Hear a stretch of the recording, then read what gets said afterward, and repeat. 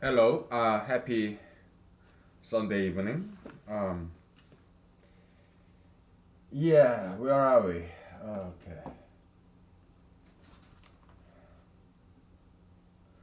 Yeah, we came up with some definitions of sets, right? Uh, you have divisor set, okay? Um, all the x, okay, that divide this natural number n, all right? And then we have a multiplier set, okay?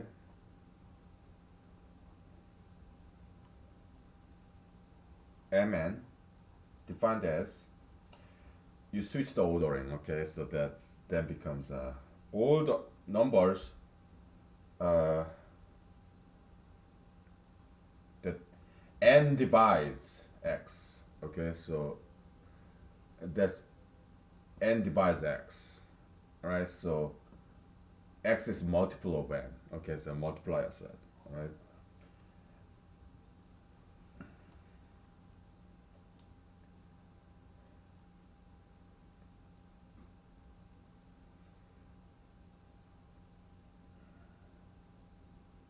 All right. A D B is the common divisor set, all right? Oh yeah, we have that last time. So then GCD, greatest common divisor, is maximum of this. Okay. Okay. So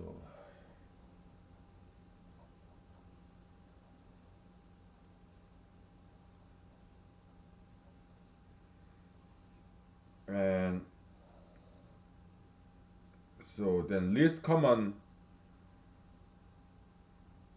multiple LCM we can define it a similar way because yeah we're gonna define one more thing. Okay. So common multiple. Okay. So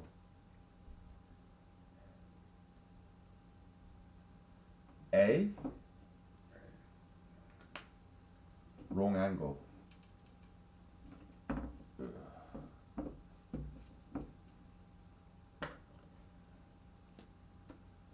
A and B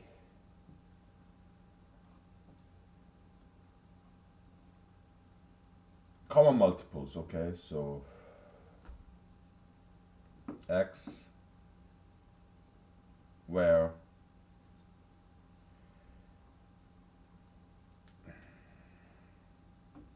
common multiples. All right. So A divide X because X is a multiple of A, and B also divide X. Okay. Because X is a multiple of both A and B. All right. So that's common multiple set. Okay.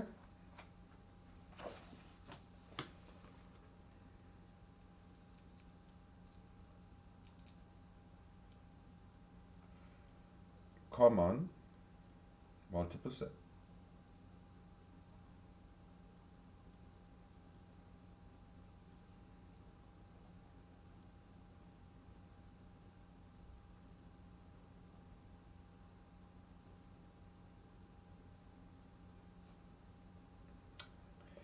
And then least common multiple is just minimum of this guy. Okay. So A, I'm not going to even write it down. Okay. So A, L, B, LCM, least common multiple.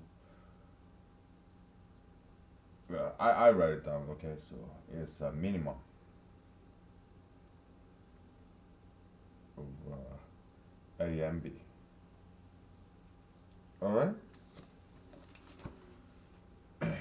I'll write it down for you. Least common multiple LCM of A and B is defined as minimum. So element function. Its input is a set. Output element of this set, input set. It's an element function, okay? Set element function. Alright, so very good. Very good. So yeah, we have a lot of definitions like this, okay? Because uh, we need this kind of definitions, all right? So, okay. And last time we kind of proved, it's quasi formal fashion, right? Very informal fashion. We did prove LCM theorem, okay? Uh, we're gonna go over it again, all right? So, and we have ABLU lemma. Then we need to prove again, all right? So,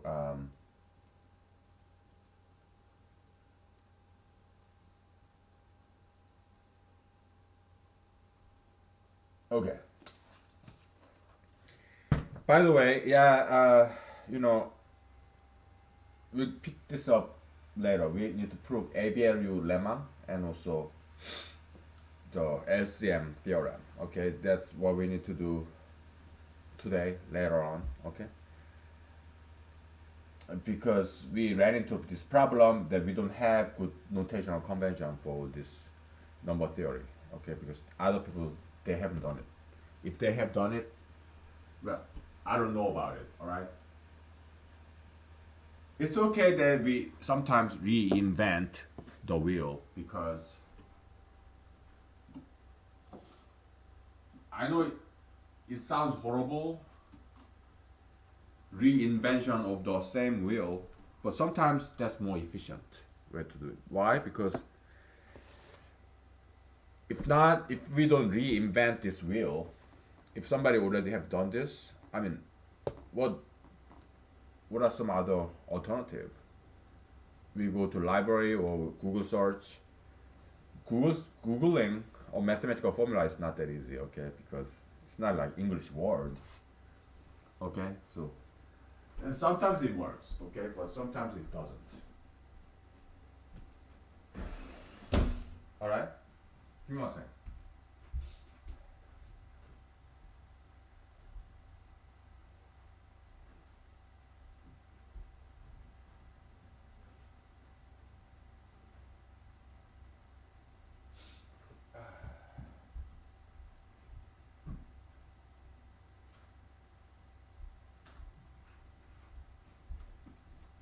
Yeah,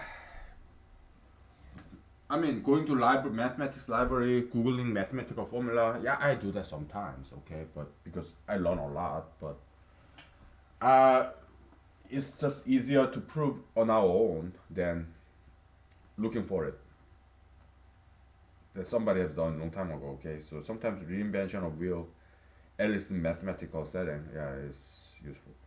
Yeah, me and my friends we went to hiking and I picked some edible mushroom. Okay, so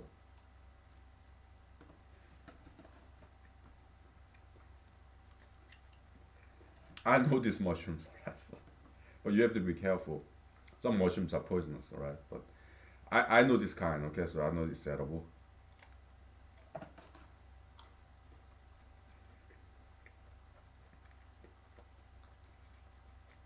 It's fragrant, nutty. It's good. Oh boy, it's fantastic. Oh boy. I also put some of them in the vodka like this, of course, right? Yeah, and they are good. Yeah, me and my friends we went to like hiking, so I picked a lot of berries. This is bunch berry. Okay. Yeah.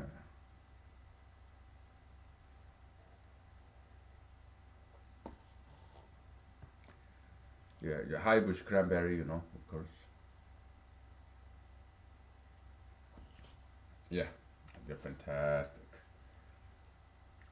Okay, so yeah, sometimes proving something on our own, even if somebody was already proved it before. Yeah, it's just more convenient, okay, because we don't want to spend too much time googling this particular theorem or going to library. Sometimes we do that, but sometimes other times we just don't have time to do that. So, mm, mushroom.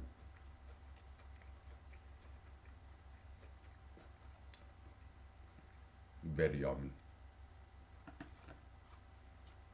Oh, so good.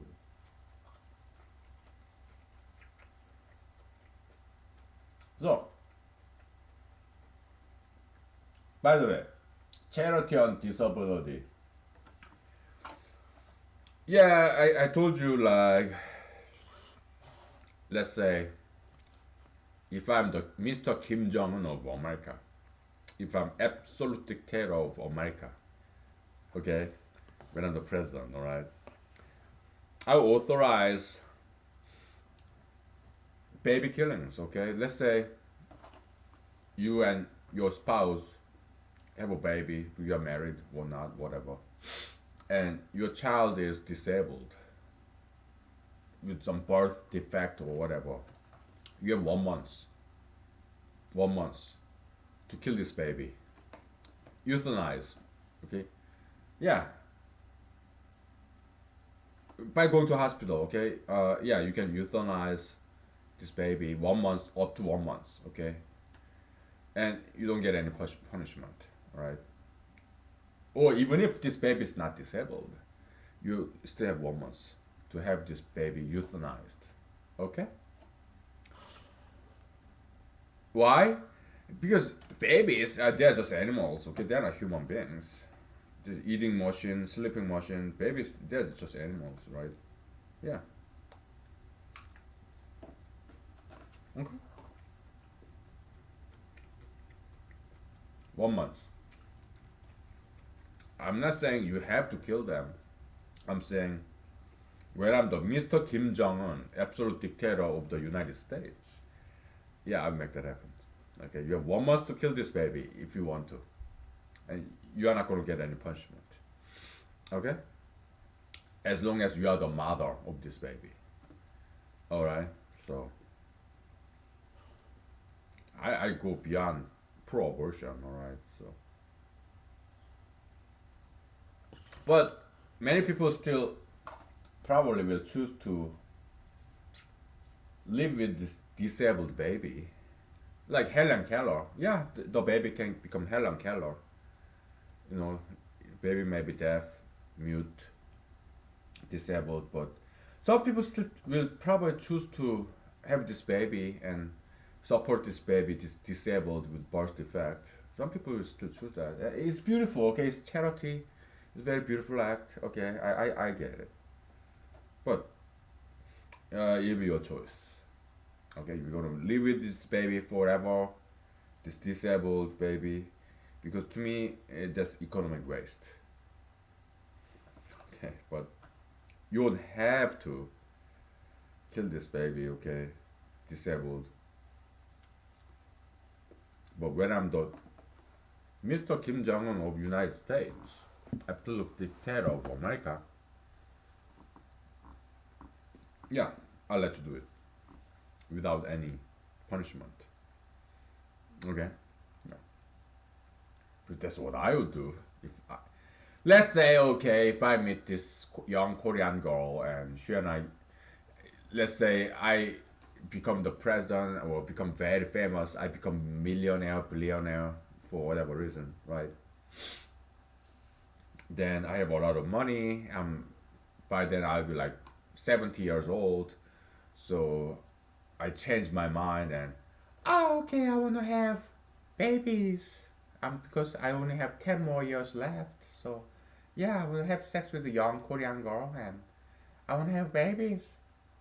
Okay, so let's say, yeah, because by then, hypothetically speaking, I'm millionaire, billionaire, famous. So yeah, I won't have any problem getting beautiful young Korean girl. Huh? Yeah, let's say she's like what, 27 years old, college graduate. She has her job. She's, let's say she's like 27 years old. Okay, she's American, Korean American. She got fantastic job, college degree, independent, no tattoo, no piercings, no marijuana, slender, no obesity, right? So let's say, yeah, she agreed to marry me, have kids with me, and then so we have sex, and she's get pregnant, and yeah, and she gave birth to this baby, and because by then what I'm like 70 years old, so this baby is like disabled, has a birth defect. Would I want to have that baby? Would I want to live with that disabled baby for the rest of my life? Fuck no. Okay, I'd rather have it euthanized, killed. Okay, so yeah, I rather just get rid of that thing. Okay, it's just baby. It has no feelings, no memory. Okay, it's just like an animal. Okay, to me that thing is garbage. So I would just have it euthanized because I'm not gonna spend my time the rest of my life with this disabled thing. Okay, so that's how I feel about it. That's many how many people feel about it. And but if there are people who feel charity, sympathy about those disabled babies, let them. They don't have to kill their babies.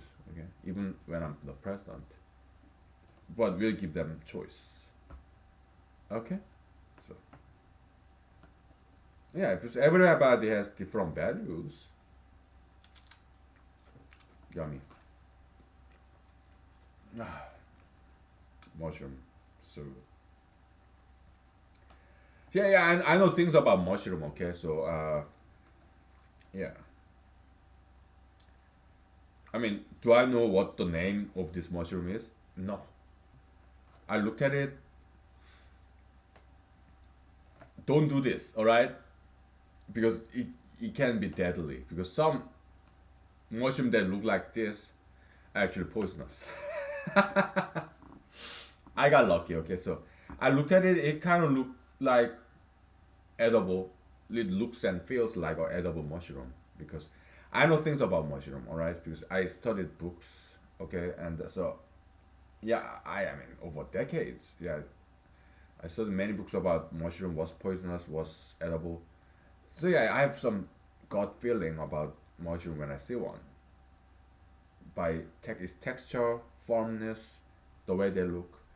So yeah, so I picked it up and I nibbled a little bit, and it's like very delicious, nutty. So yeah, okay, it looks like edible. So okay, so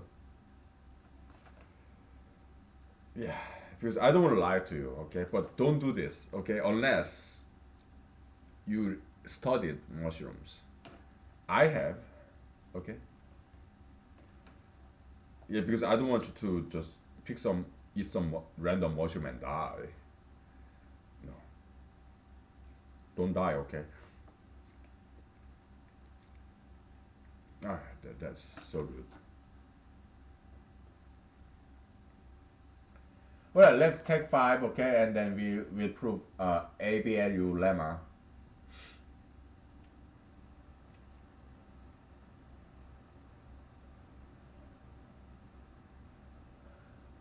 Okay, it's not ACLU but ABLU lemma. Okay, they're fine people. ACLU was sort of no public center. They're cool. Okay, so yeah, very cool people. All right, take five, okay.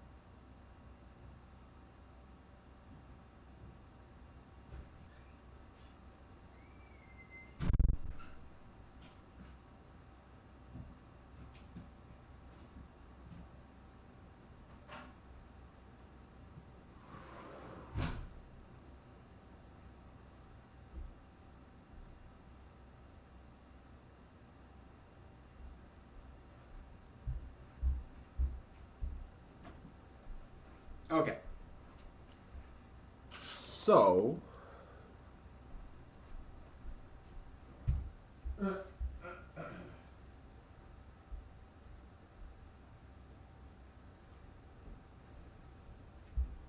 you see that cartoon like dancing with the wind, because it's very windy nowadays in Alaska.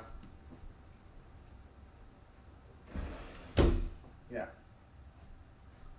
So me and my friends, we went hiking, not too far away, just around here and where I live, where we live, and we pick a lot of high bush cranberries. It's mid to late August in Alaska, 2019. So it's kind of late in the season, all right. But the best months to pick high bush cranberries in Alaska it probably is at June or July. Okay, so it's the August, so it's kind of late in the season, but oh, they're still good. They're amazing.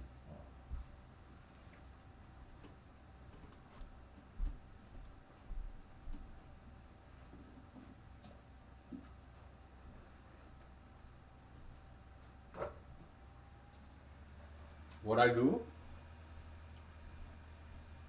I suck the juice out of it.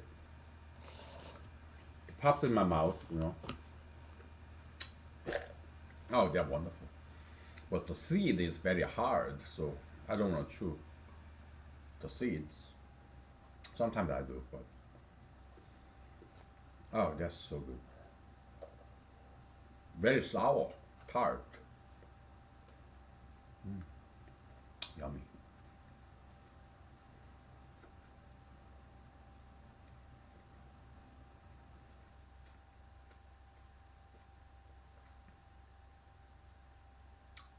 It's like eating those sunflower seeds, cabbage cranberry, but it's the opposite. Sunflower seed you put in your mouth and you take out the peel in your mouth and then you eat the core and you spit out the outer hull, the husk of the sunflower seeds, right? You spit it out. With these house cranberries, you eat the peel and the juice, and then you spit out the seed itself. That's just too hard to chew. So,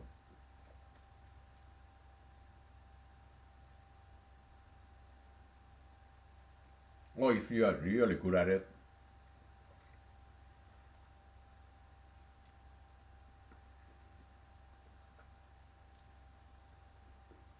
let me try. Try to eat the peel and juice of this hybrid cranberry, and I'm left with hybrid cranberry seeds. I think I can split the seeds in half and eat the core seed and spit out the hybrid cranberry seed hulls. I'm not up to it, okay? So sophisticated. I'm not doing it, okay? I'd rather do mathematics because I think that's more difficult than mathematics, okay? So, all right, let's prove this ABLU lemma. Okay, so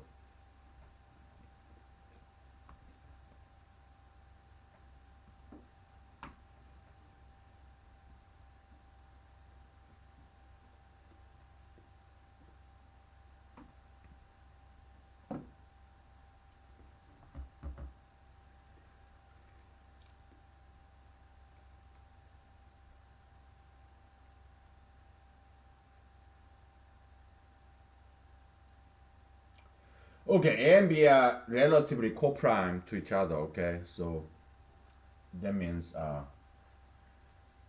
the common divisor set is just one. Okay, that's one.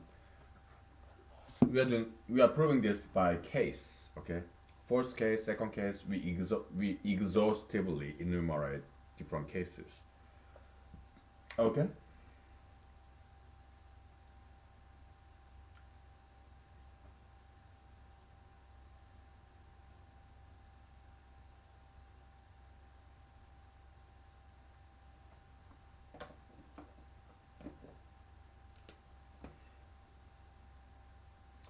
Then U is 1. Okay. Yeah, least common multiple, alright? So which 1 plus 1 belongs to positive integers. Second,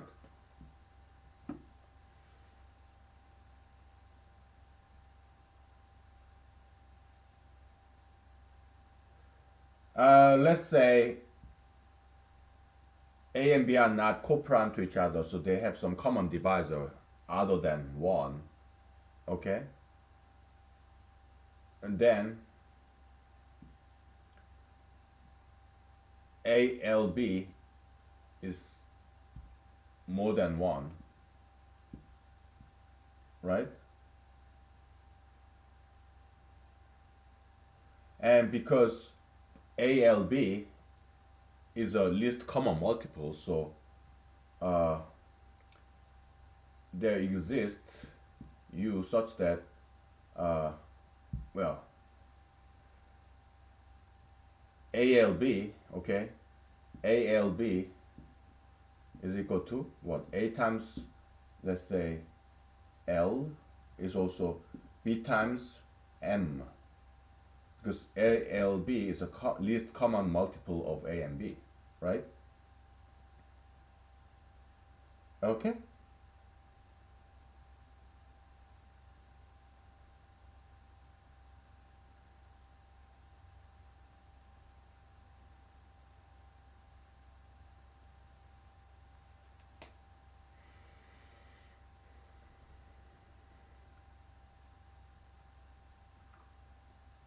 So what would U be?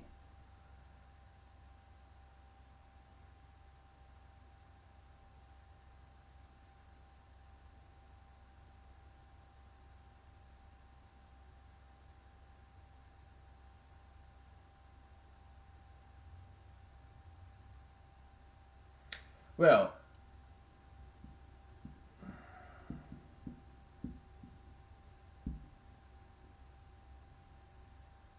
we add them up and then divide, okay? So then ALB. No. We don't want to add them up. We want to multiply, okay? So, that's not pretty.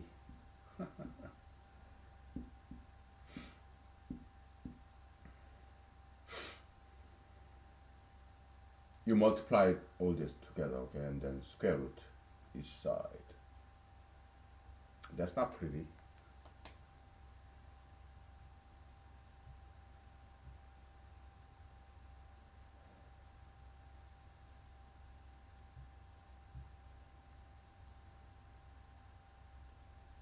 That's not pretty at all. I don't know.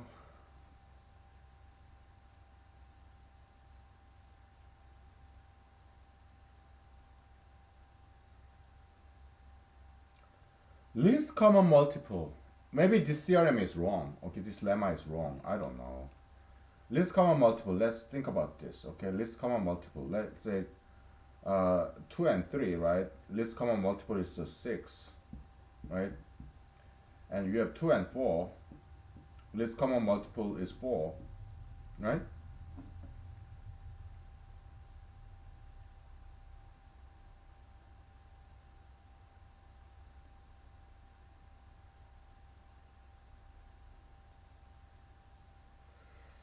Maybe this lemma is wrong, alright? So I think it's wrong because, well, maybe not. Okay. Oh my goodness. Give me 1 second. I'm too cold, okay? So I need some blanket and heat up the room and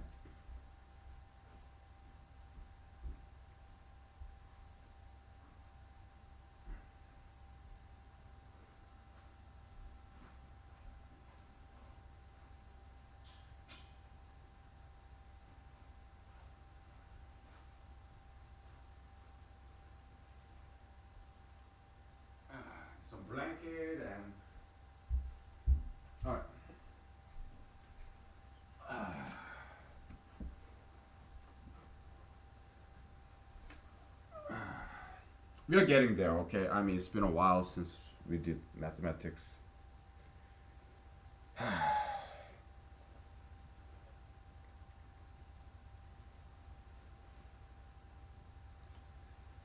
Okay, least common multiple, okay, of let's say 6 and 8 is what? 24, right?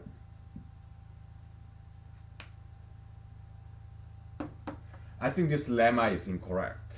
It's not correct, right? This lemma is incorrect. So we just disprove this hypothetical lemma. So now we need to modify it to make it into a correct lemma. All right. So because 24 is less than 6 times 8. Okay.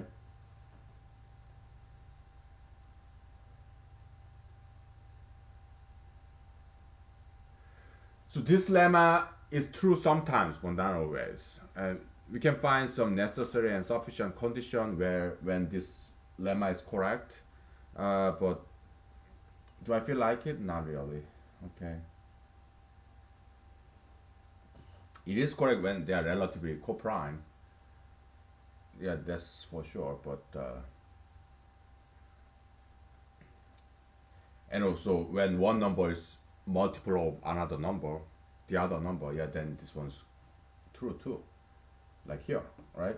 But when they have some common denominator and one is not, they're not relatively prime, and also they are not multiple of each other, then yeah, this is incorrect. Okay, so okay, then let's correct this lemma. Okay, so that it's always true, right? Okay.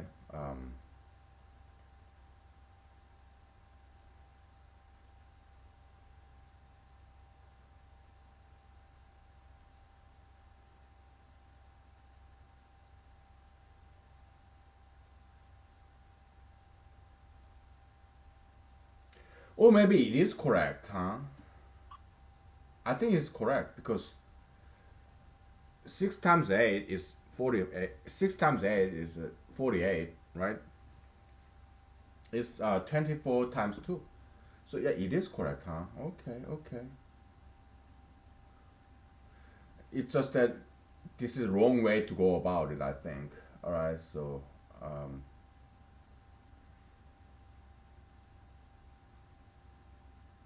probably there's better way to prove this thing.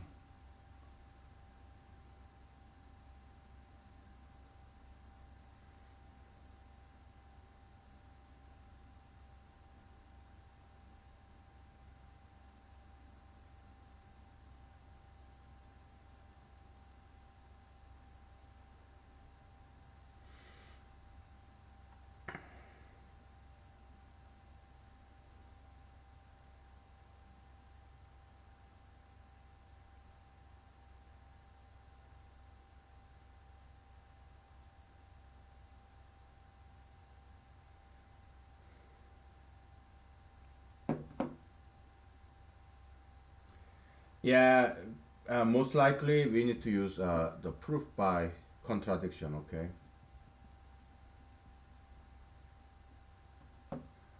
Because proof by deduction, that's not going to be easy. I don't think. I just don't see an obvious way to do it. Okay. Proof by contradiction is a lot easier than that. Okay, so yeah, I picked some mushroom too. Okay, so I mean, chef mushroom, strong, strong, very strong. Okay.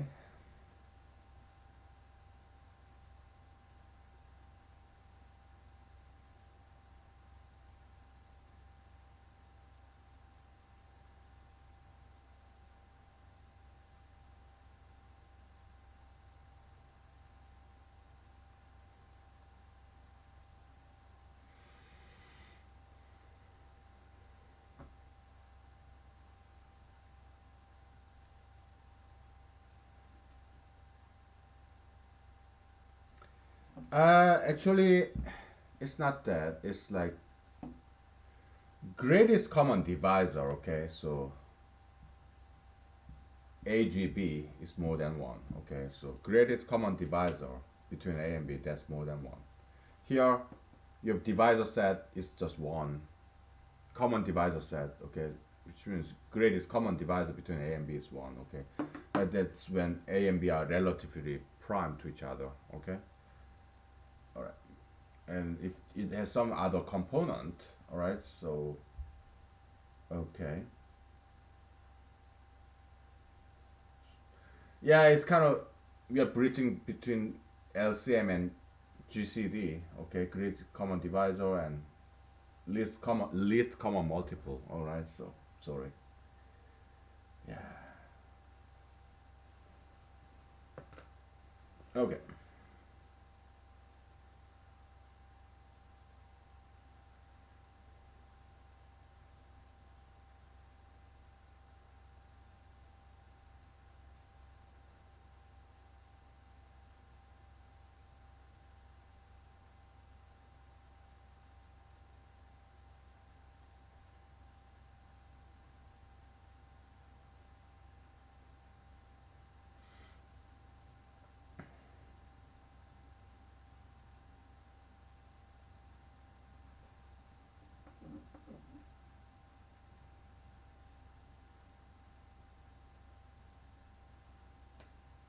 All right.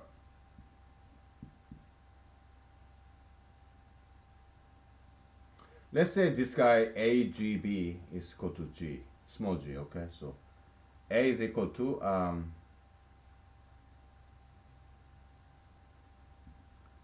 greatest common divisor G times X, and B is equal to greatest common divisor multiplied by Y. Okay, and now we know X and Y, they are co-prime.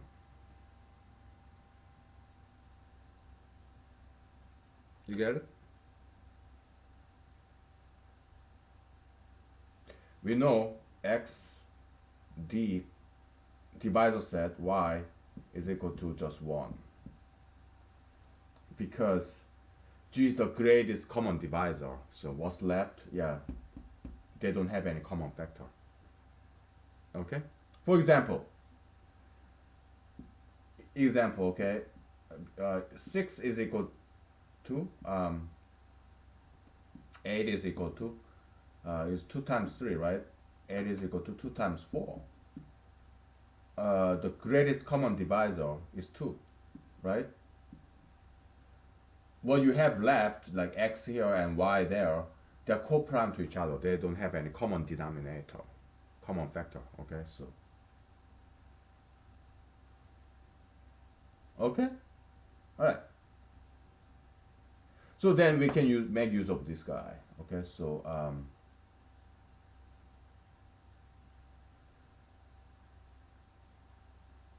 the least common multiplier between x and y, least common multiplier between x and y is equal to x times y.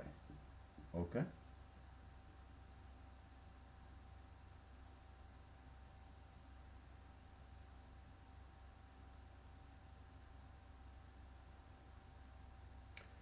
Now, if we multiply both two of them, okay, it's like a, then a times b is equal to g squared times x times y, right?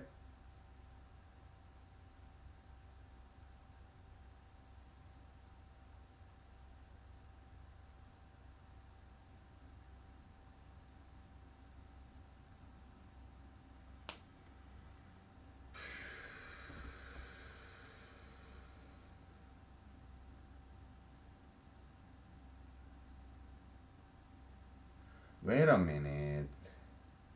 Least common multiple, huh? Ah.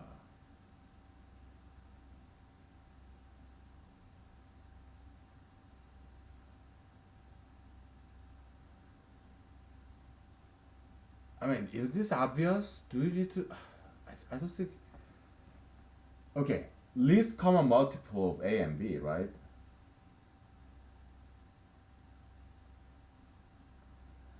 I think this I'm doing it in a very difficult way. If A and B, they're natural numbers, and least common multiple of A and B, that means let's say forget about all this. Okay, I think I didn't quite I wasn't quite thinking clearly. Okay, so all right.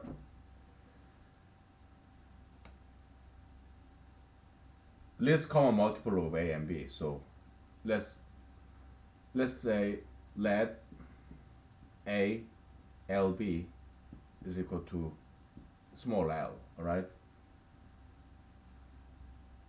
Then because least common multiple, right?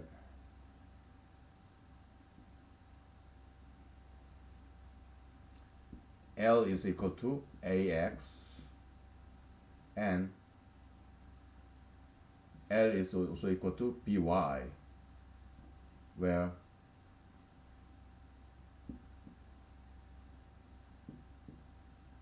X and Y they belong to positive integer. Okay, because L is a multiple of A, L is also a multiple of B. That it just happened to be least common multiple. Okay, so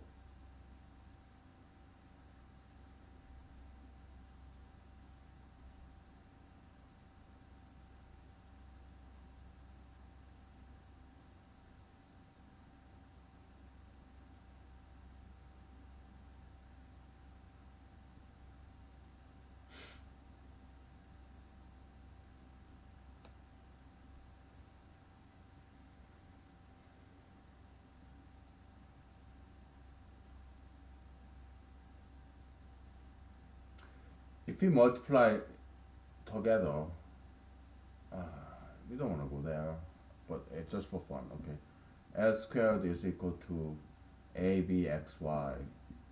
So A times B is equal to L squared over XY. Okay, so okay.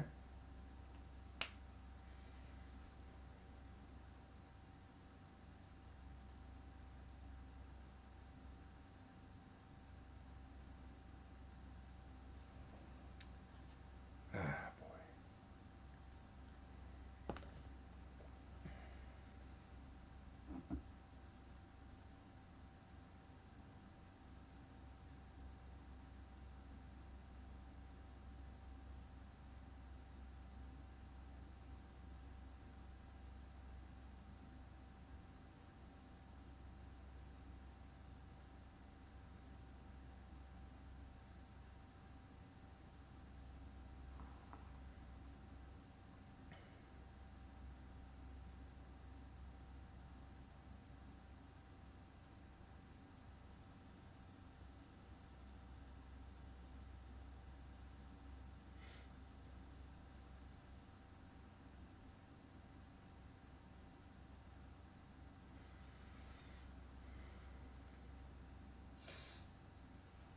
Oh well.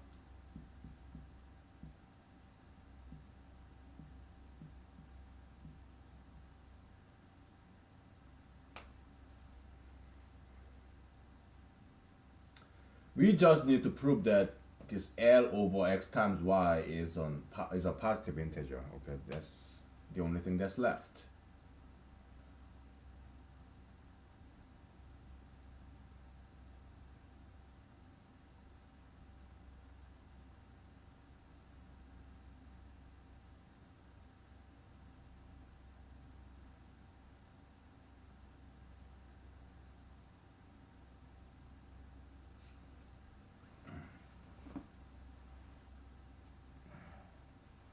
Fruit fly. Ah, boy.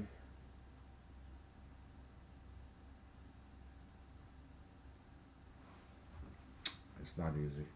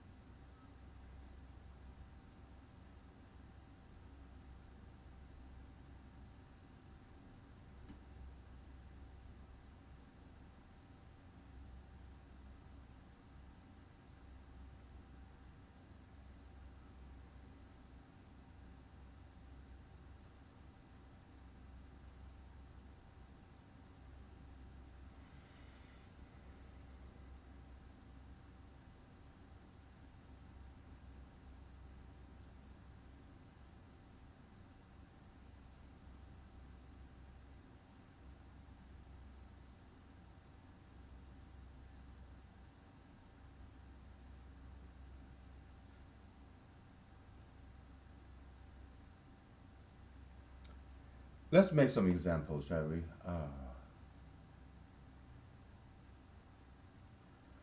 Okay, 6 LCM 8, the least common multiple is 24, which is, okay, and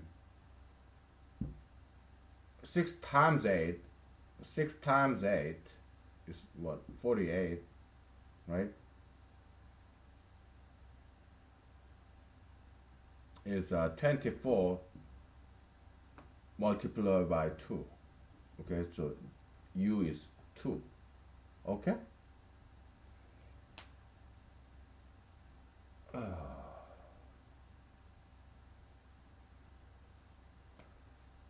So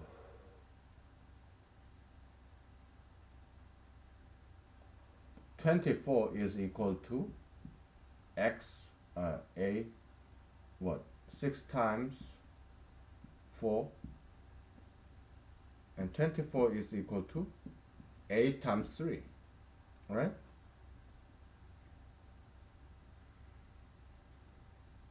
That's all x and y.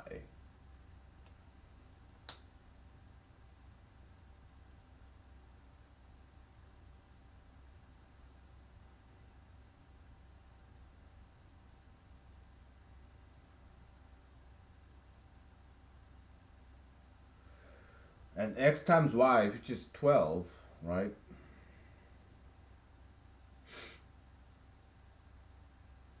If we divide 24 by 12, yeah, it becomes 2, which is positive integer, so in this case it works. Okay, oh man, this is not easy. We're gonna have to take a break, okay, because I'm not quite getting it. I need some time to think about this, okay? Maybe you are laughing at me, okay? But your mathematics better than mine. ABLU lemma, okay, is like A times B is a multiple of ALB. That's what we're trying to prove, okay? There should be a very easy way to prove this, but it's not easy for me because my mathematics success, okay, it's not very good. I'm not a very good mathematician, right? So I'm sorry. The fruit fly.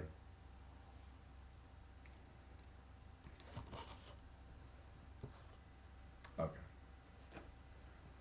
Take a break, and hopefully I get some ideas. Go ahead and prove this, okay? Yeah, but yeah, if your mathematics is better than mine, yeah, go ahead and prove this. But I'm having tough time doing this. So we'll get there, okay? Ah, boy.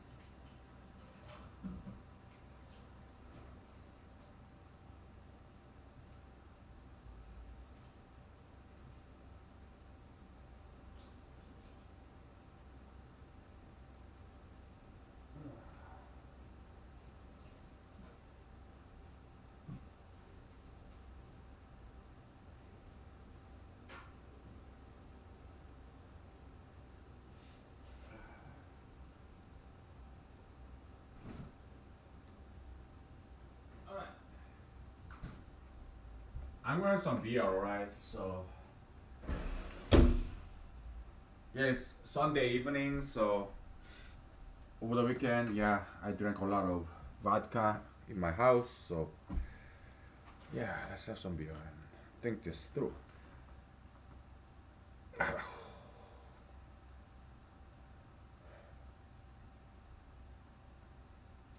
I think we have to use this, we may have to use this theorem uh, that connects GCD and LCN. Okay, it's already there. I learned about it. Okay, so uh, that's L, right? So what is greatest common divisor between 6 and 8? 2, right? Okay. Alright, then it's easy, right? Why? Because A times, in this theorem, A times B is equal to G times L. Okay, so, and then U is just G. Okay, so we don't even have to call it LBLU lemma. This is well known formula. Okay, A times B is equal to G times L. G is greatest common divisor of A and B. L is least common multiplier of A and B. Okay, this is a well known formula. We're gonna prove this. Okay, I learned about this in Wikipedia, and I did see the proof, but I just don't remember how they proved this thing. We can look it up in the Wikipedia and see their proof, but we are not going to. We're gonna reinvent the wheel, right? As an exercise.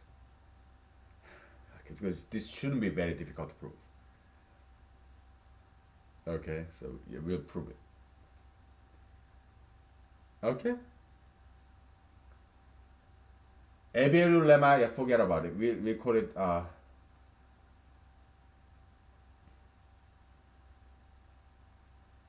ABLG theorem. How about that?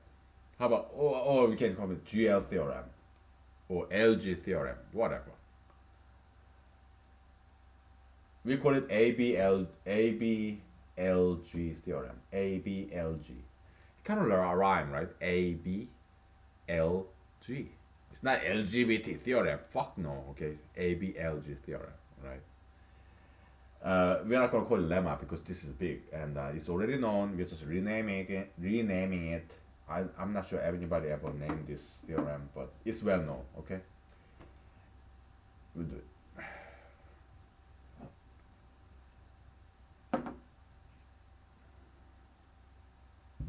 I'm gonna erase everything. Okay, please.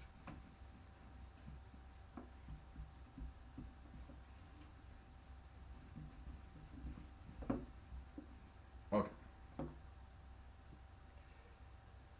Phew.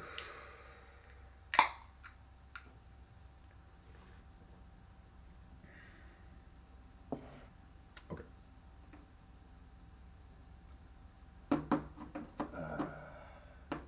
Also different colors. Okay, so this black is useless because it's too light. There's no point of keeping this, so I'm gonna discard it. Right. Okay.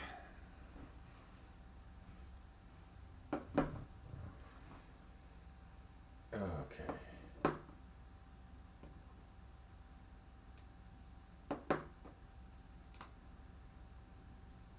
A, B, L, G theorem. Okay? Prove A times B is equal to L times G. Well, L is least common multiple. G is the greatest common divisor. Okay, so let's say this is left hand side, this is right hand side. Okay? Okay. Proof.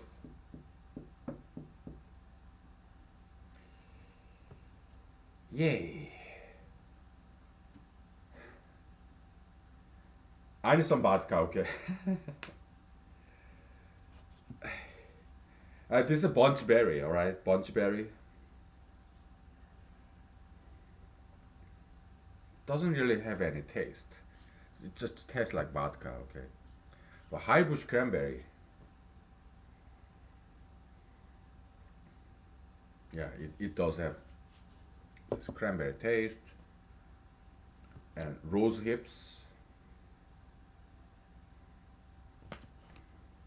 very good. Oh, yeah, this autumnal fall. It tastes like persimmon. Okay, probably you don't know what that is. Persimmon is like persimmon, persimmon. According to Simon, Simon says, kind of, it's a Asiatic, Oriental, Eastern fruit. Persimmon.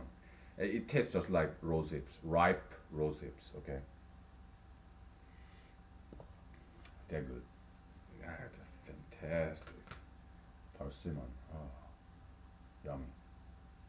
Rose hips just when it's ripe, it just tastes like persimmon. You know, it has the texture and color, orange red. Ah, it's good, so good. It's an autumnal taste, kind of sour a little bit, very autumn, for like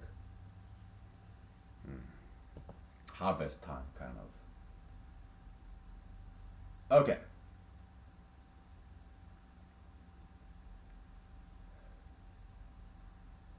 we need to prove this. Okay, so uh, A is equal to greatest common divisor. That's G, right? So G times X, and B is a greatest common divisor. So okay.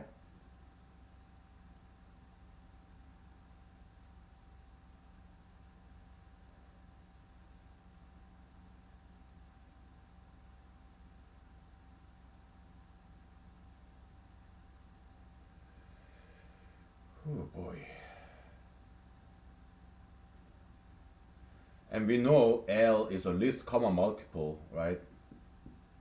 So it's a multiple of A. A times, let's say,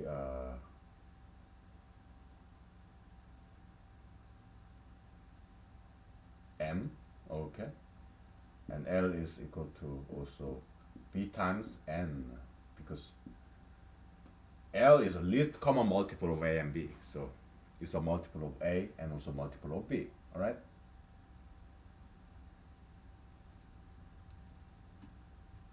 Where,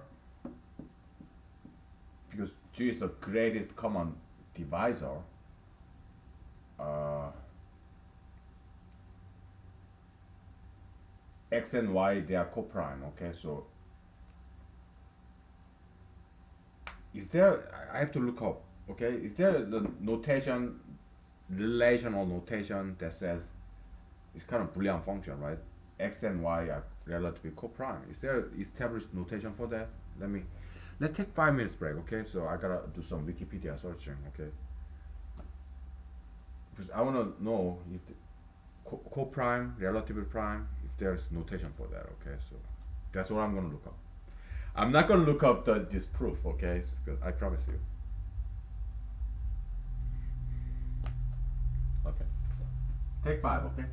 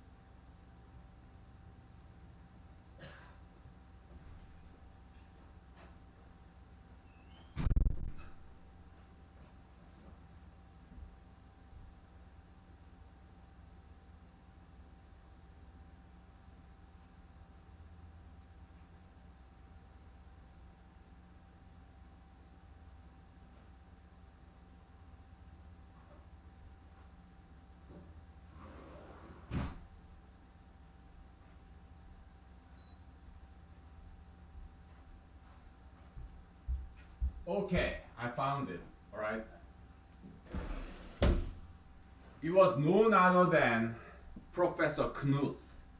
I bought his books because he's computer programmer, you know. So I wanted to pay tribute to him.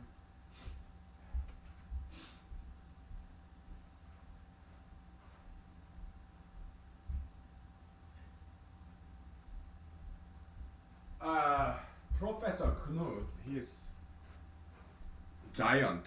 Okay, he's Stanford professor in computer science department, and he was a great mathematician too. I never met him in person because he's way up there and I'm low down here. So I never met him in person, but metaphysically speaking, yeah, I meet him again and again because he and I we have a lot in common. Okay, he's a white guy, right? Married with kids probably, but the interest area in mathematics of this Professor Donald, I think that's his first name, Donald Knuth. There's so many Donalds, right? Donald J. Trump or Professor Donald Knuth and McDonald's, whatever, right? So I like his convention, notational convention. He proposed. Okay, x and y they are relatively prime, co-prime to each other. They are orthogonal. Okay, I like this. Okay, they are co-prime, relatively prime to each other. Okay, they don't have to be prime numbers themselves, but they are relatively prime, meaning their greatest common divisor is one. Okay, so they're orthogonal. Orthogonal. I like this. He's good. Professor Knuth. I bought his books, okay, because as an ex-computer programmer, okay. Yeah, I wanted to pay tribute to him because the mathematics that he was interested in, okay, is what I many of them is what I'm interested in too. Okay, so I wanted to pay tribute to him, so I bought his book. It cost me like more than $100, $170, something like that. But it's like 4 book volume series. It's expensive. I read a couple of pages of his first book volume. It's about just history of mathematics, about greatest common divisor. Okay, Euclidean algorithm. It's beautifully written. Okay, he's a very good writer too. Yeah, I like him a lot. Okay, so, and I like his proposal of this notational convention. Okay, x and y they're orthogonal. Their basis kind of, back to that. What my friend suggested, like yeah, this span concept. The two bases orthogonal to each other. I like this notational convention. Okay, so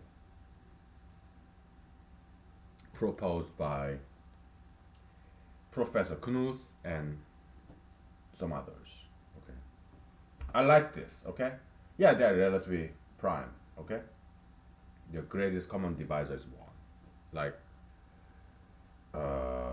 4 and 5. 4 is not prime number. 5 is. Okay, or 4 and 15. 4 and 15, they're relatively prime, right? 15 is not prime number, 4 is not prime number either. But they are relatively prime because their greatest common divisor is 1. Okay? They're orthogonal to each other. I like this convention, notational convention by Professor Knuth of Stanford University. Okay, so yeah, I mean he's an elite, academic elite. Let me look him up. Okay, what school did he go to? Maybe MIT or Caltech. What is Caltech? MIT, Massachusetts Institute of Technology, right? It used to be part of Harvard University. I didn't know that, but Some of my past friends they told me because they went to Harvard. I didn't. Yeah, they told me. Yeah, Harvard was getting too big, so they divide, divvied up, divided out this science and technology division. That's MIT. Okay. Yeah, and so Donald Knuth, what school did he go? Caltech, California Institute of Technology. Okay, they call it Caltech. It's also very, very prestigious school. Caltech, a lot of Nobel Prize. Yeah, the Propulsion Lab in Pasadena, California. I passed by their campus, okay, because I used to work in Pasadena. Not there, but private company in Pasadena, California. It was my very first computer programming job. It was a private company. It's not part of Caltech, but I passed by Caltech campus. Okay. Yeah, there's the students, smart people waiting for the bus. Yeah, I've seen them. Okay. Yeah, they look very smart.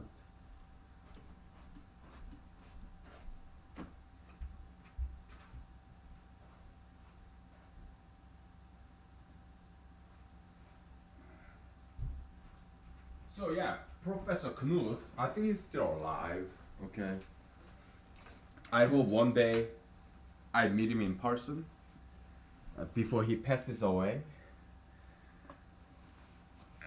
But in order to meet him, I have to be somebody very famous. Okay. I hope I become very famous before he passes away. Okay.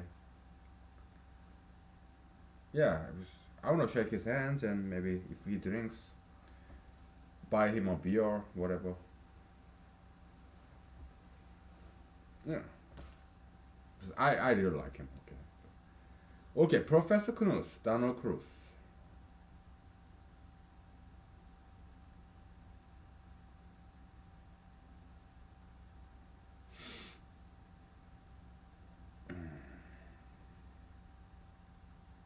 Yeah, he went to Caltech.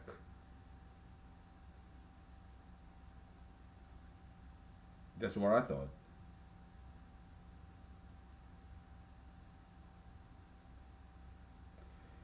He's Wisconsin. Yeah, he and I have a lot in common. Okay, he was born in Wisconsin, where I studied computer science in Madison, Wisconsin. Okay, this guy was born in Wisconsin, so he and I have a lot in common. Really, interest area. I like him a lot. Okay, so he's a fantastic mathematician. Okay, he's not just computer programmer. He's a mathematician too. I like him a lot. He's cool. I like him. All right.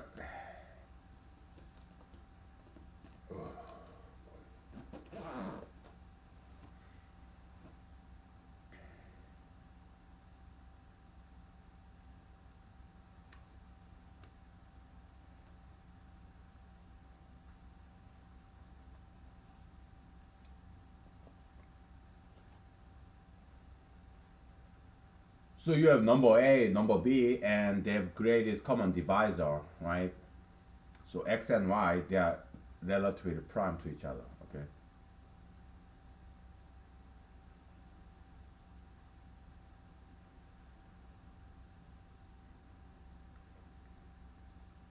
Okay.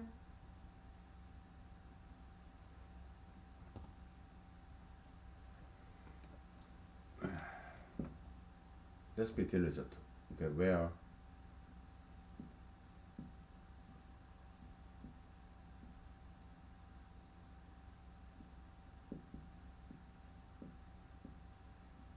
Okay.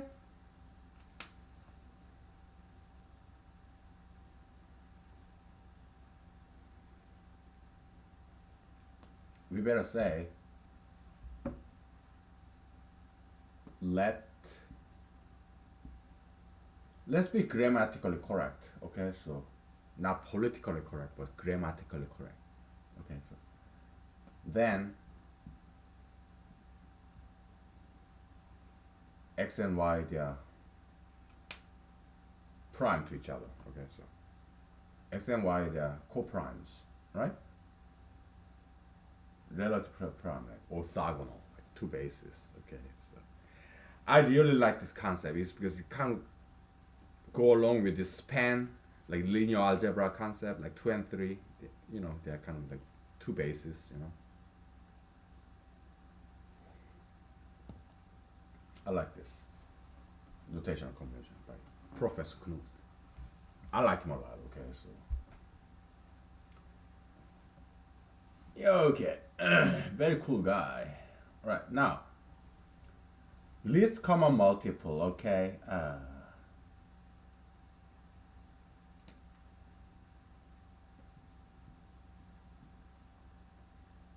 and let this guy, comma, and this guy. And then probably M and N, they are relatively prime to, they are co-primes too.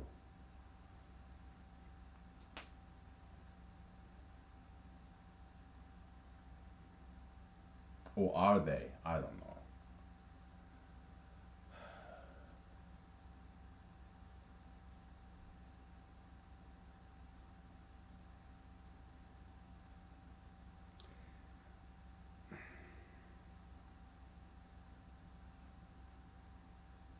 Let's make some example. Okay, so least common multiple of 6 and 8. 24, right? 24 is equal to 6 times 4. And 24 is equal to 8 times 3. So yeah, 4 and 3, they are co-prime, right? Now here, uh, 6 is equal to 2 times 3. 8 is equal to 2 times 4. Yeah, 4 and 3, they also co-prime, right? Is it a coincidence that we have 3 and 4 here and 3 and 4 here? Is it coincidental or is it destiny? Are they always same? I don't know. Again, I'm not that good at mathematics. Okay, so I have no idea.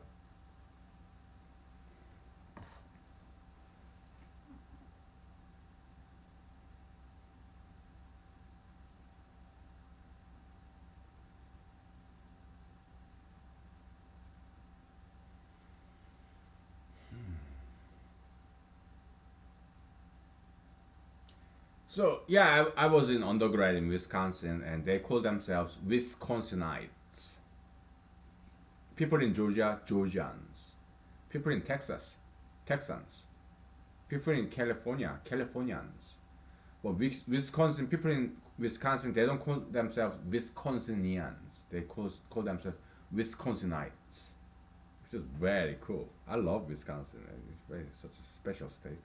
I love that state. They're fantastic people. Okay.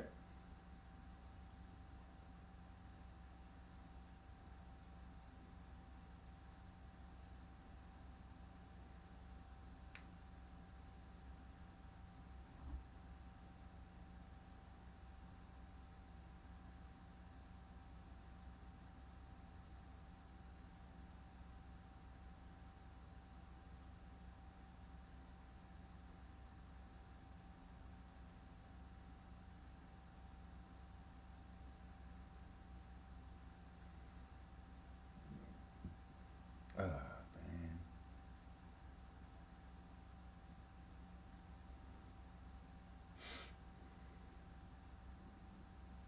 I don't know how to prove this.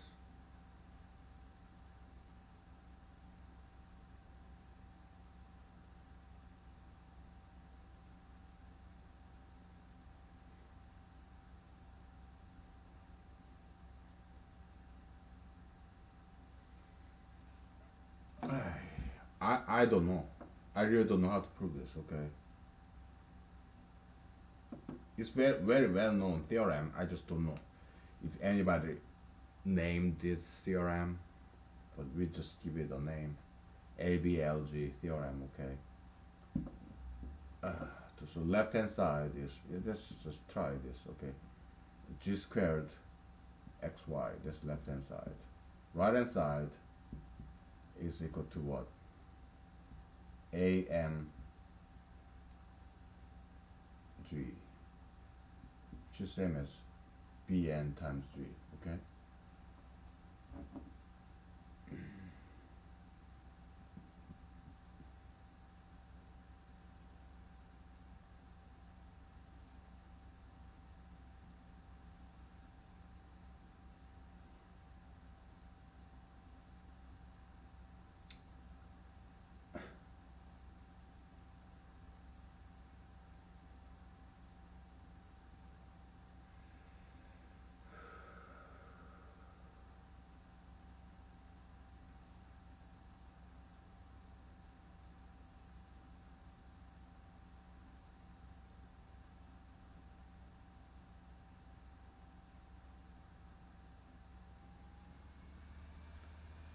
No, I have to go back to Wikipedia and see how they prove this, okay? Because I don't want to spend too much time reinventing the wheel.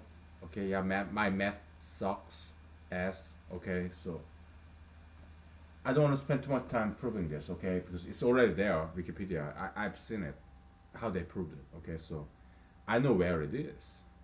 Okay, so for me to find that proof, it's just a couple of clicks.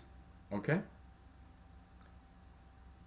So yeah, we're gonna take 5 minutes break, and during my break, I will look up the Wikipedia. Okay. Because we don't want to spend too much time proving this shit because it's already proven. I know where it is. Okay, so it takes less time for me to look it up because I know I've seen it in Wikipedia. Okay, so because to prove this, it will take longer than me looking up in the internet. Okay, so okay, and we don't want to waste time. We don't have time. Okay, so we're busy people. All right, take 5. Okay.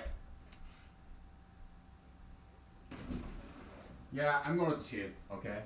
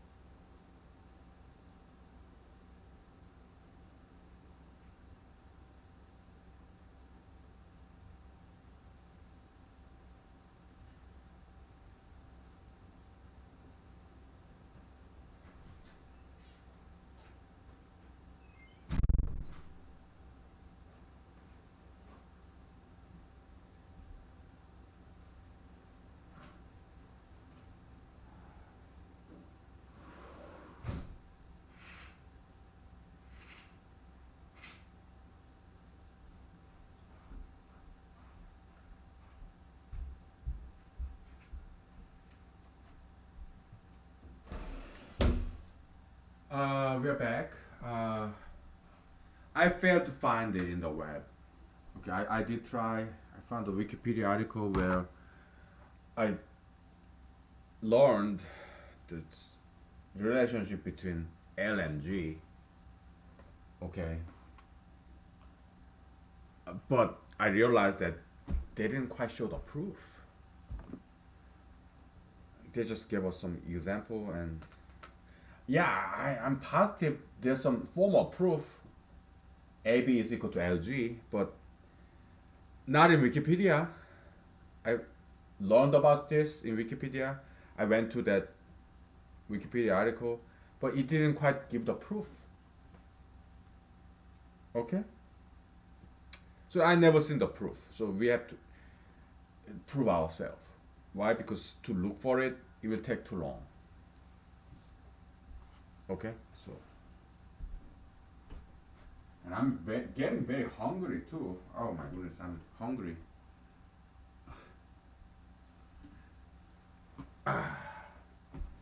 Boys, Ninja Turtle, fruit fly.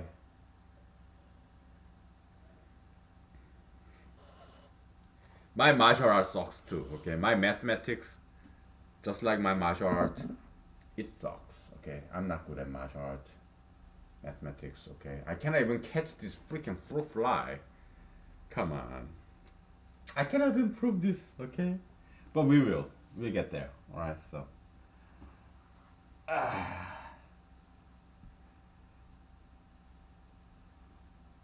we just need some time.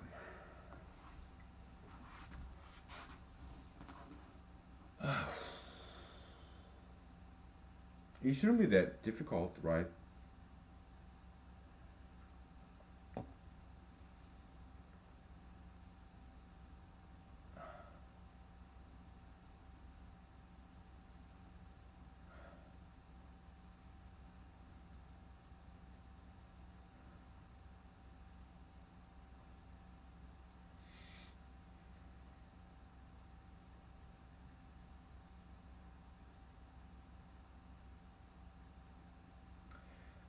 We may want another whiteboard, okay? Let's just work out some examples, alright? So, because right now it's too abstract, too general. So let's make some specific examples, alright?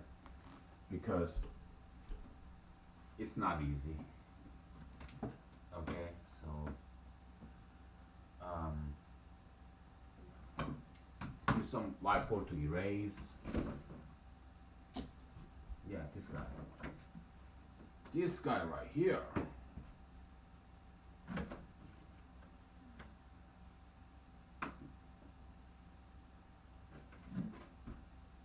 Yeah, you're up next. Woo. Okay.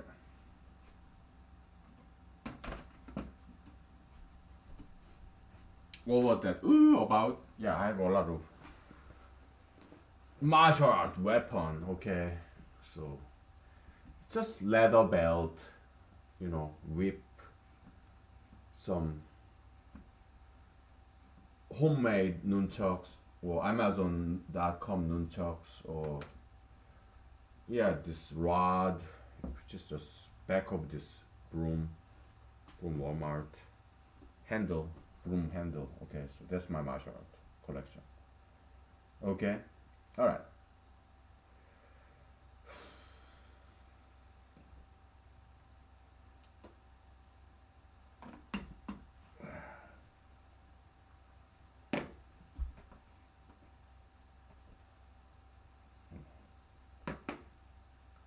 Okay, 8 and 6. I mean, yeah, 6 and so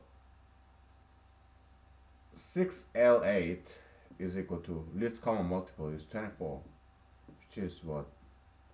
Okay, and 6G8 graded common divisor is 2. Okay, because yeah, prime factorization, right? So 6 is equal to 2 times 3. 8 is equal to 2 times 4, right?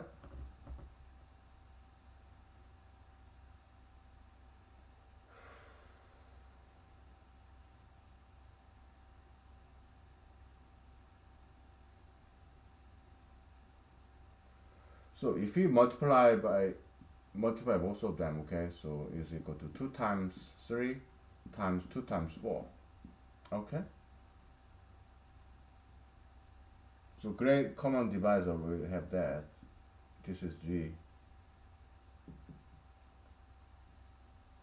and this is L. Okay, it just happened to be G times L. That's 24, right? uh, we want to know why this is always the case. It's not some coincidence. No, there's formula for this. We are trying to understand why this is always the case. Okay.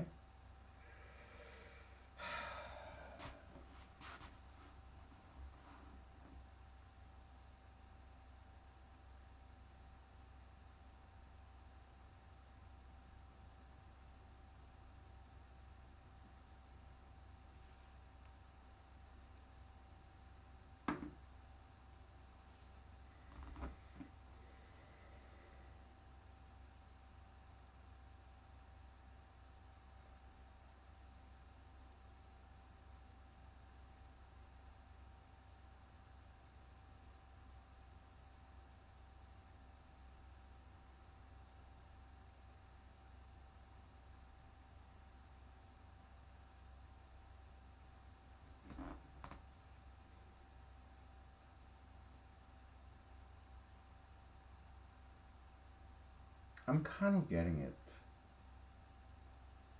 Okay. Do you?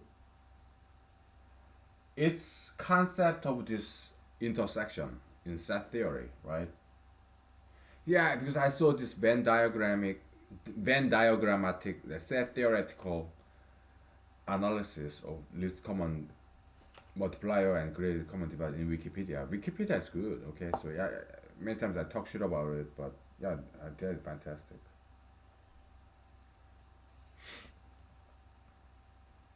Okay. Let me put up some jacket. Ah, it's getting chilly again.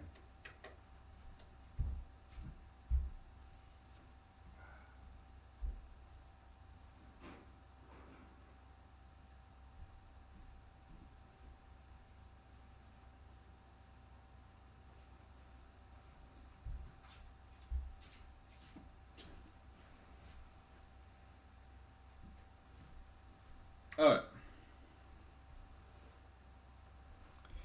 You know, I gotta tell you this. I showed you that edible mushroom that I picked, right? Uh, my dad also, I not just in Korea, but in America or Europe, anywhere, right? Yeah, they pick edible mushrooms because they're yummy. Okay, so they study mushrooms through books and whatever, or an oral tradition. Okay, in Alaska, there's this interesting tribe in southern Alaska, Kwa Kwa Kwa Kwa. Okay, so beautiful name of this tribe. I encountered them in these books about edible plants in Alaska. Okay, so Kwa Kwa Kwa Kwa, something like that. Beautiful, beautiful Alaskan native language.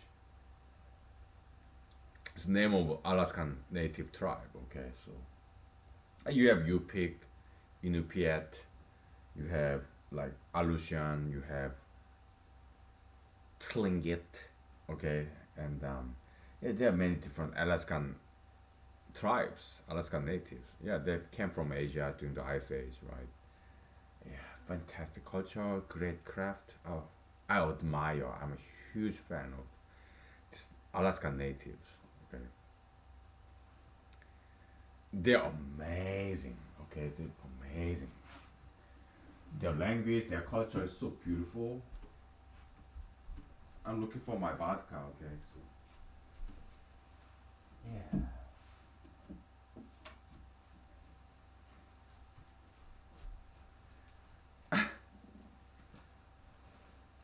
I'm running out of room.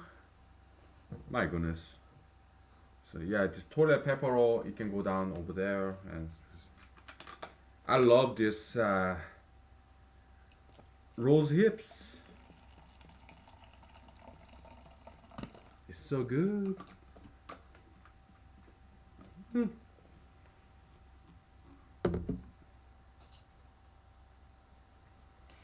Okay.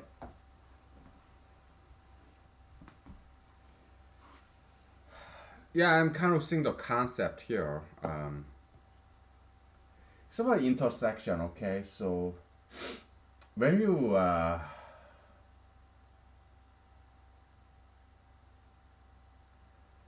okay, so prime factorization, all right?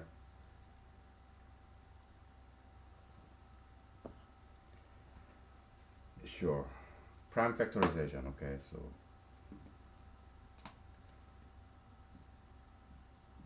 okay. We are finding intersection, okay? It's because Wikipedia article, yeah, it explained it in terms of this Venn diagram, set theory, intersection. Okay, so I think that's a very, very powerful approach in number theory. So they are applying set theory by Gero Cantor, which is kind of brand new in what late 1800s and early 1900s.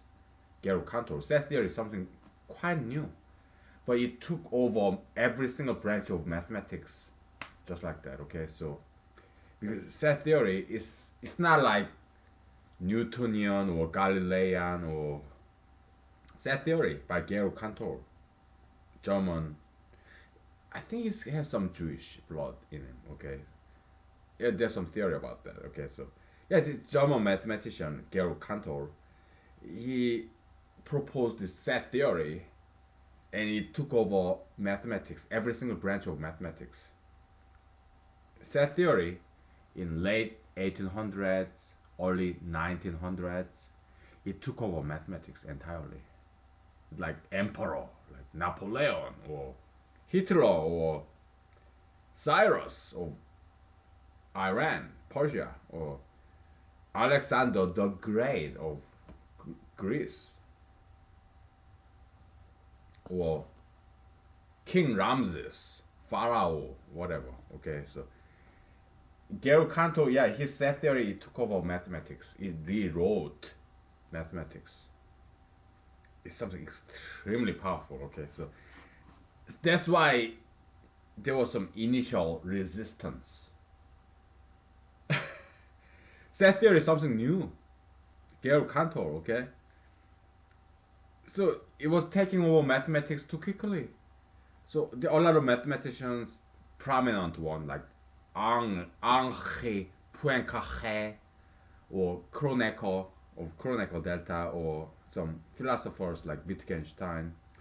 They vehemently resisted this set theory taking over mathematics. Okay, so they called him corrupter of the youth, like some people called Jesus or Socrates. Okay, because they were alarmed by this quick takeover, conquest.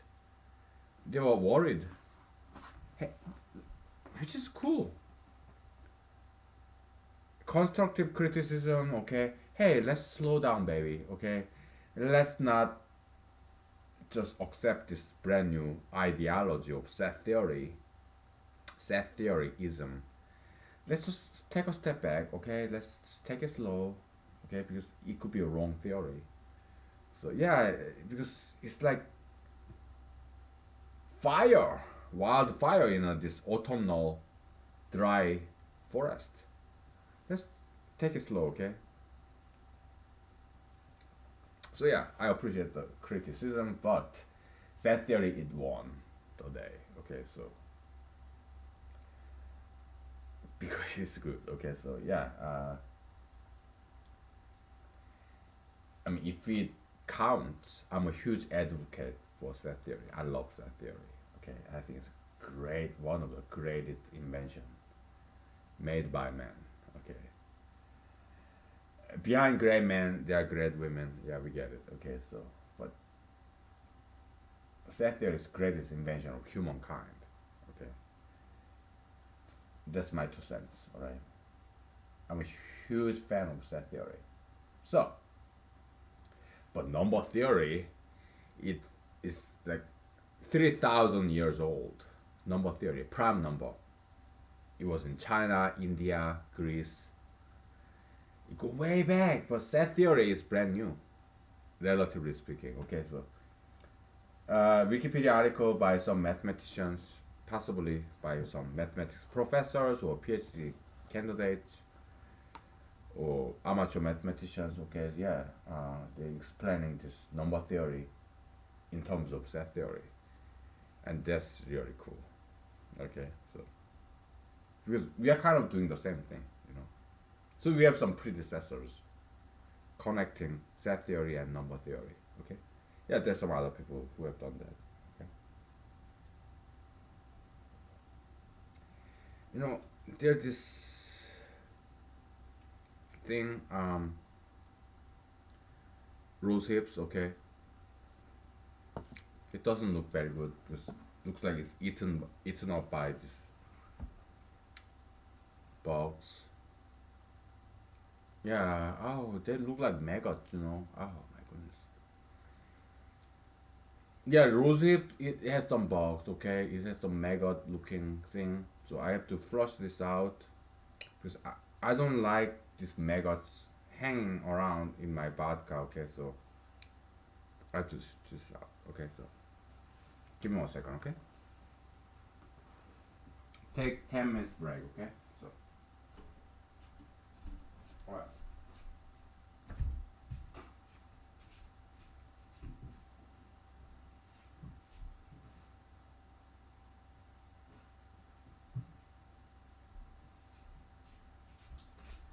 Take 10 minutes break, please. I gotta get rid of all those maggots in this rose hips drink. Oh my goodness, they look so ugly. I don't want maggot vodka. No, I don't know.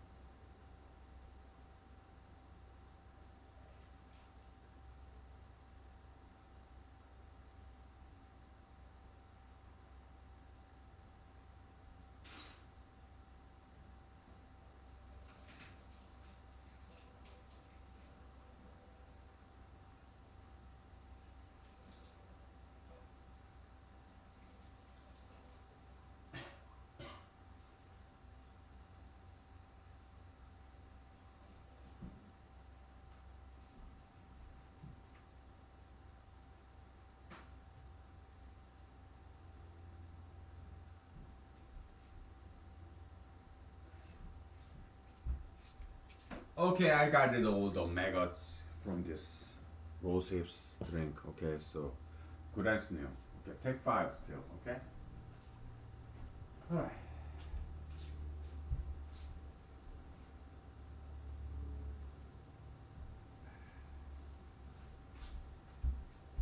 Enjoy watching this what curtain dancing with the autumnal Alaskan wind. Okay, enjoy.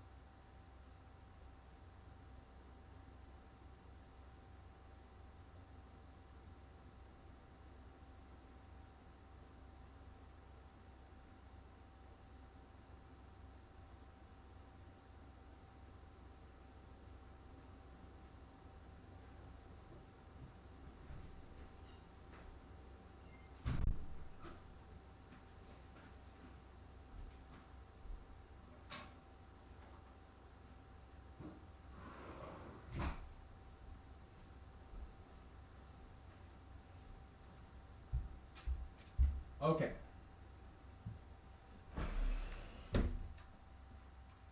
Let's take a break from mathematics. Okay. Um,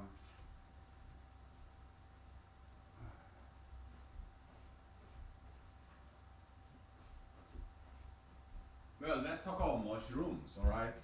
Because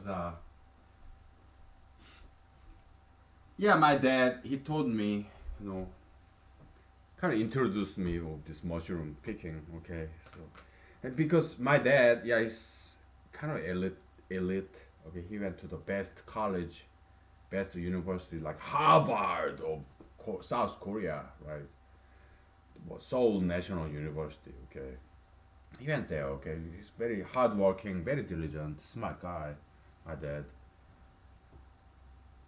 and he got scholarship in American universities, two of them, masters and PhD. He is a very diligent, hardworking person. Okay, so very successful too. But he loved the nature. Okay, so yeah, he and I we would go hiking, fishing. Okay, he would take me when I was a child, Seoul, South Korea. Okay, so yeah, and so he kind of introduced me to this mushroom picking, wild edible plants and stuff. Okay, so but it's not just Korea, Russians. They do the same thing. Former Soviet Union. Yeah, Ukrainians. Okay, so couple of years ago, yeah, my parents and my siblings came visit me, okay, and their kids, my siblings' kids, okay. So and but me and my dad, we were out hiking, and we ran into Ukrainians in Alaska a couple of years ago, okay, and they told us some about edible mushrooms in Alaska. They're not Russians, they're Ukrainians. So Ukrainians, yeah, they feel offended when we ask them, "Are you Russian?" They feel offended. No, no, no. Like, how do you say no in Russian or Ukrainian? Niet, I think. Yes is like da, just like German. I think niet means no. Okay, so I know some Russian. Okay, Ukrainian language, Russian language, they're very similar. Okay, so but they feel offended when we say, "Are you Russian?" They feel offended. It's like I mean, I'm Korean American, right? But Koreans, they get offended when people ask them, "Are you Japanese?" Yoshimoshi or arigato. We take offense of that. Because, hey, you think what? I'm just because I'm Asian. You think what? All Asians are Japanese? We don't. We have some. I mean, I don't hate Japan, but Korea and Japan has some bad blood feud. Okay, so because Japan colonized Korea. Okay, so back in the days, yeah, Russia, Soviet Union, they colonized Ukraine. So it's kind of similar. So I understand their sentiment. Okay, so yeah, I guess Ukrainians, they don't like Russia very much. Okay, so just like Koreans, some of them don't like Japan very much. I guess something very similar. Okay. Yeah. So yeah, we understand that. And then my dad, he told me, "Yeah, you pick mushrooms. Yeah, dry it on sunshine because it will produce vitamin D." Because yeah, he's kind of studious kind of guy. So back in the days when I was growing up as a child in South Korea, okay, my dad would tell me, "Hey, let's go ski." Because in South Korea, yeah, it snows. There's ski resort. It's got Western sports. "Let's go ski, but before that, I want to study this book about skiing. It will make your skiing more enjoyable if you understand the theory, physics behind it. Yeah, go study it." I was like, "Dad, thank you, but no thank you. I just ski, okay? I don't want to read these books about skiing. Please. I'm studying enough books."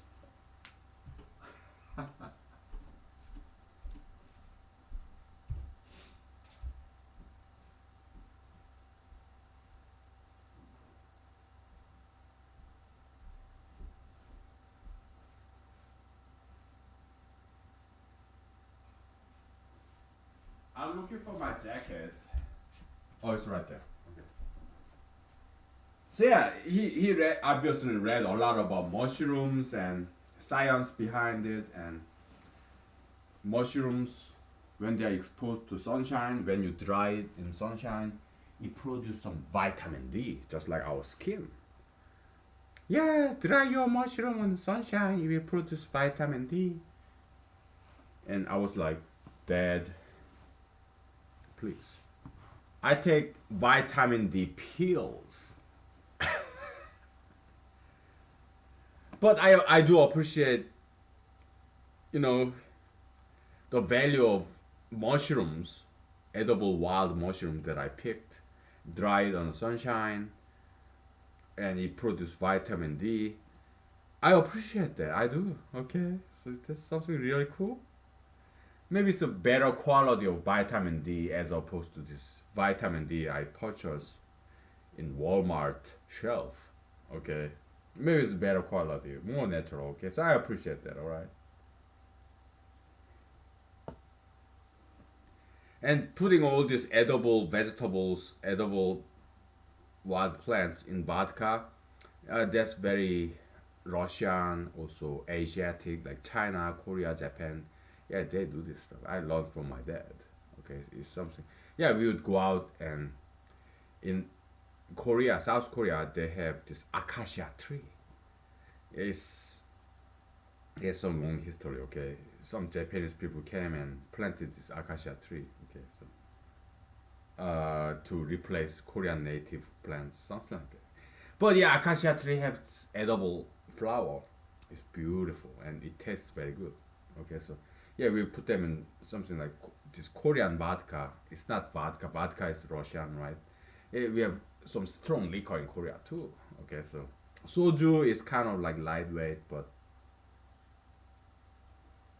yeah, we would do that, or we would pick some raspberry, Korean raspberry, and put them in Korean liquor. Ah, that's so good. All right, let's get back to mathematics. Okay.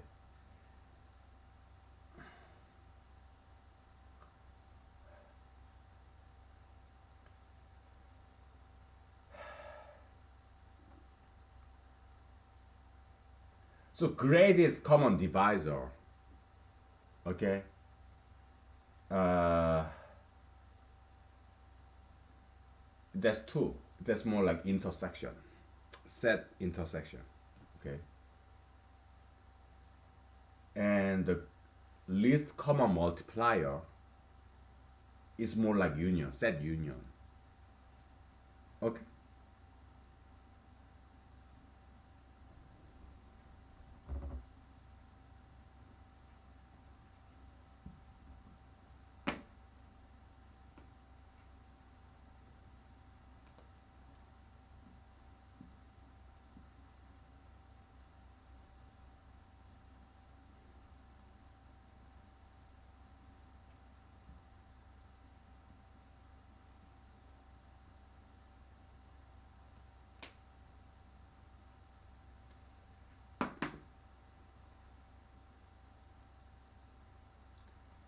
Just pretend for 1 second or 1 minute or 1 hour. We have 1 hour left. Okay, so this dot multiplication is actually comma delimiter. We are delimiting different numbers. Yeah, prime factorization. All right. Let's pretend this dot is actually a comma delimiter. Okay.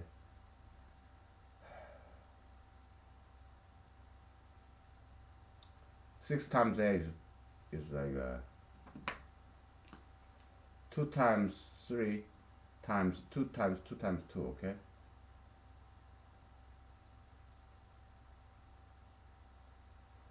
Let's say, just pretend for 1 second, okay? 6 is actually a set, 2 comma 3, okay? And 8 is also a set, 2 comma 2 comma 2, okay? And, okay?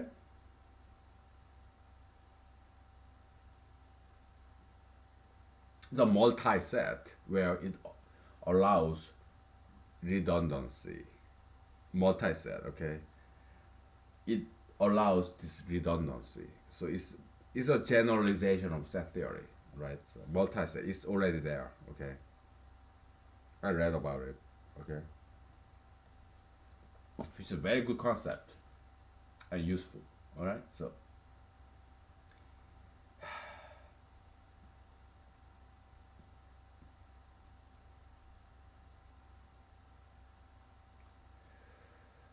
okay, so you have two sets, okay? Like 6 is equal to 2 comma 3. 8 is equal to 2 comma 2 comma 2. Okay. And what is 6 times 8 is a strict union. It's a 2 comma 3 comma 2 comma 2 comma 2. Okay. It's a brand new way to look at numbers. All right. What if? How about 6 intersection 8?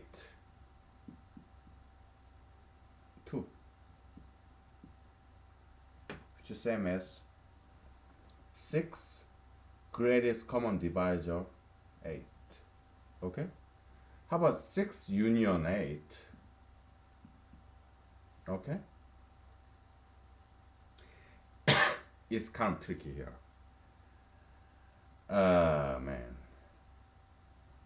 If they belong to two different sets, they have to cancel out. Okay, so it's like 2 comma 3 comma 2 comma 2. Okay, and that's the least common multiple between 6 and 8. 24. All right. Ah, boy.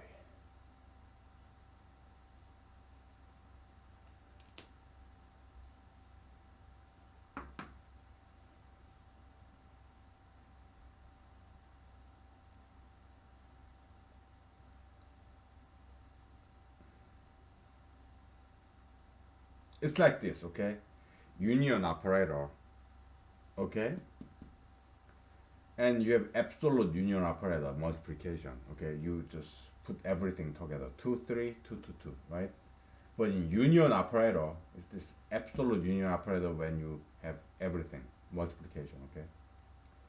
But in set union operator, if they have common element like 2 here, you only count one of them and you throw out the other one. Okay.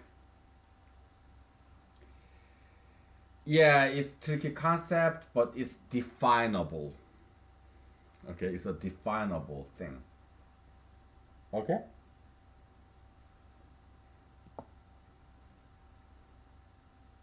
It's just 3 different operator.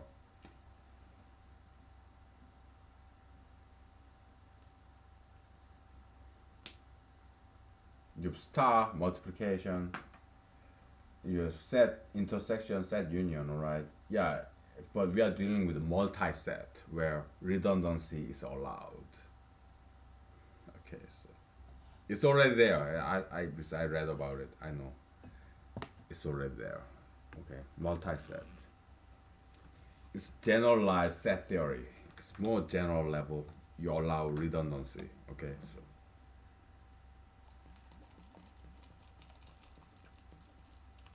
so yeah, in multi-set theory, okay, you have 3 operators: intersection, union, and absolute union that we call multiplication. Okay, so in multiplication, kind of absolute union, yeah, you don't eliminate anything. Okay, you have 2, 3, 2, 2, 2. Okay, but in this union, set union in multi-set, this union operator, if they have, if you 6 and 8 set, if they're common element, you eliminate one.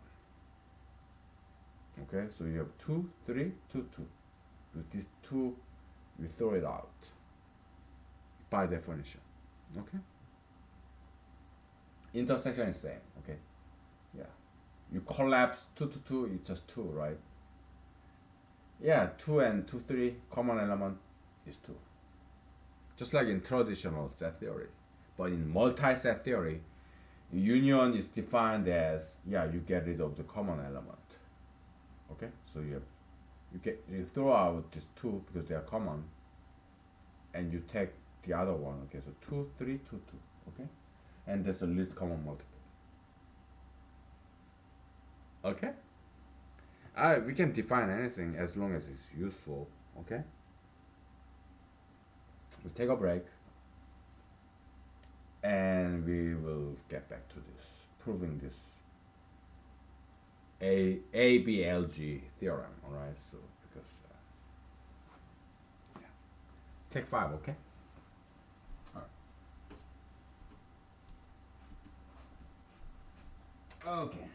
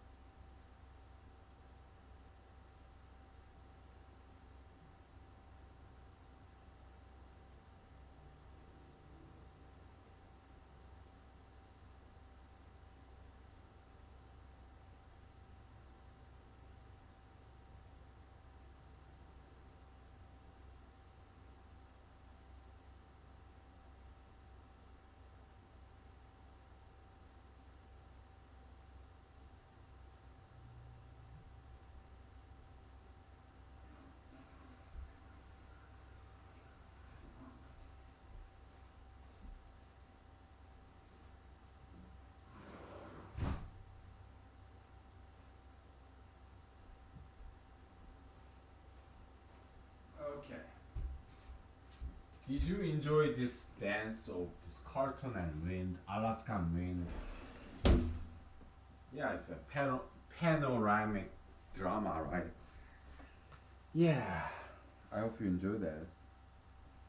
Yeah, we're gonna need another whiteboard, okay? So let's put this guy behind us, okay? We grab another whiteboard.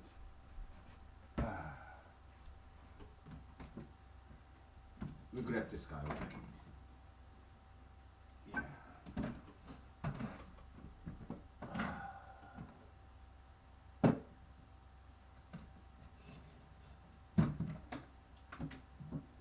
Okay. We found some whiteboard to erase with a nice tray. Okay,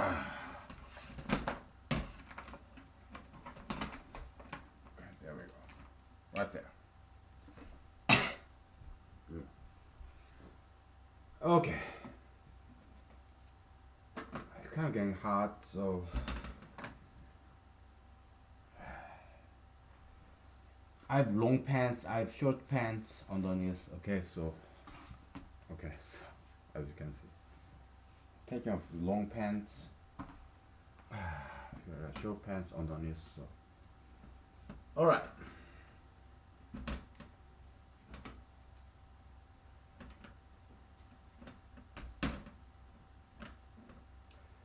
So yeah, we're gonna have to use this concept of multi-set, which is generalization of set theory, right? We allow redundancy, okay? Okay, so in multi-set, okay, we have three operators, all right? So A intersection B, which is same as before, all right?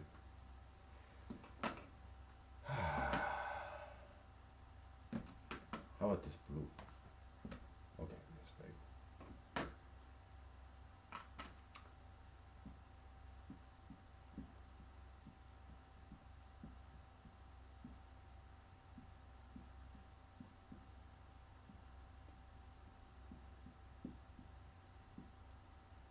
Well, before we define A union B, A multiplication B, okay, so in multi-set theory, there's X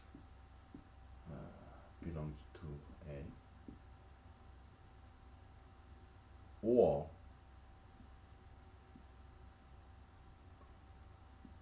X belongs to B. Okay? Now, A in multi-set union, then this is what? I give you like 10 seconds, okay? So, express this in terms of this guy and this guy, two predecessors, right? So, it's not that difficult, okay? If you followed along what we did like 10 minutes ago, yeah, you get it.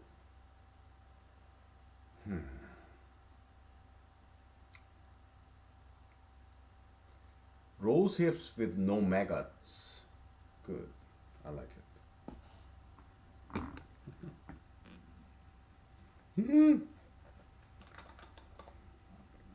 I miss, yeah, there's mushroom vodka right there. I thought it was missing, but it's there. You know, when I go online dating, some girls say, "Oh, you are lacking." Yeah, of course I do. I'm not a millionaire. Okay, maybe you're looking for that. Yes, you're lacking $1 million. Ferrari. I hope I got this. No. I never get these fruit flies, man. Ninja Turtles. Fruit flies. Oh yeah, you're lacking $1 million. You are lacking what? I see that fruit fly right there. Okay. Well, I hope I got it. I don't know. Whatever. Yeah, you're lacking airplane. You're not a pilot. You cannot take me to the sky. You don't have any horses. You don't have a yacht. You don't have oceanfront mansion. You don't have beachfront house, lakefront property. You don't have any of that, okay? You don't have Ferrari, Lamborghini, Porsche. So no, you are lacking $1 million. Yeah, sure. Whatever. Okay. Yeah, that's not me. Okay? I'm not gonna lie to you. I don't have $1 million. I don't have any of those fancy toys. All I have is vodka. Yeah, I drink every night. On Saturday and Sunday, I even start drinking in the morning. Oh no! Blocked!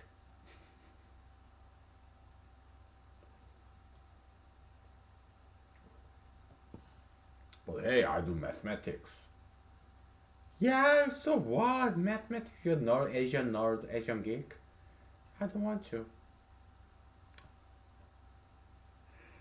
I wanna switch this Hawaiian shirt, okay? Because I've been wearing this for a very long time, so.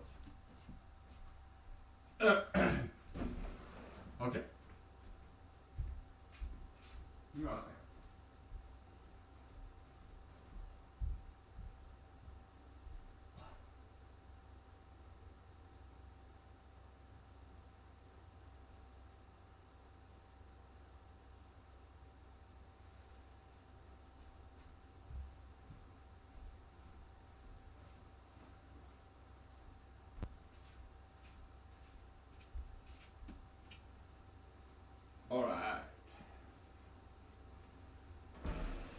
Yeah, this wind blows, there's like ebb and flow. Sometimes they suck it in or blow in, suck it out, blow in. Wind blow, beautiful, so natural.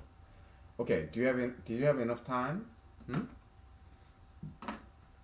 How is this brown doing? It's not as thick as I want it to be. How about this black? Yeah, good enough. It is A times B minus A intersection B. Okay, by definition. Okay, it's a multi-set operators. Multi-set theory, yeah, it's I've seen it before, but it's not very developed area. It's very developing country, third world, kind of underdeveloped area. Okay, so undervalued stock. Okay, so multi-set theory. Okay, but it's very useful for us. All right, so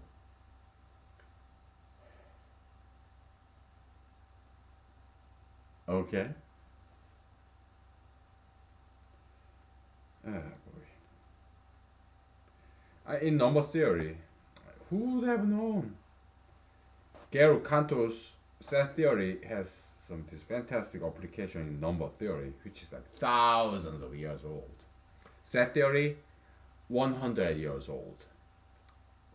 Number theory, thousands of years old. Okay, so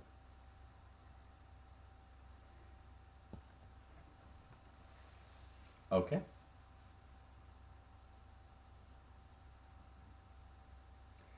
So we have this transformation formula.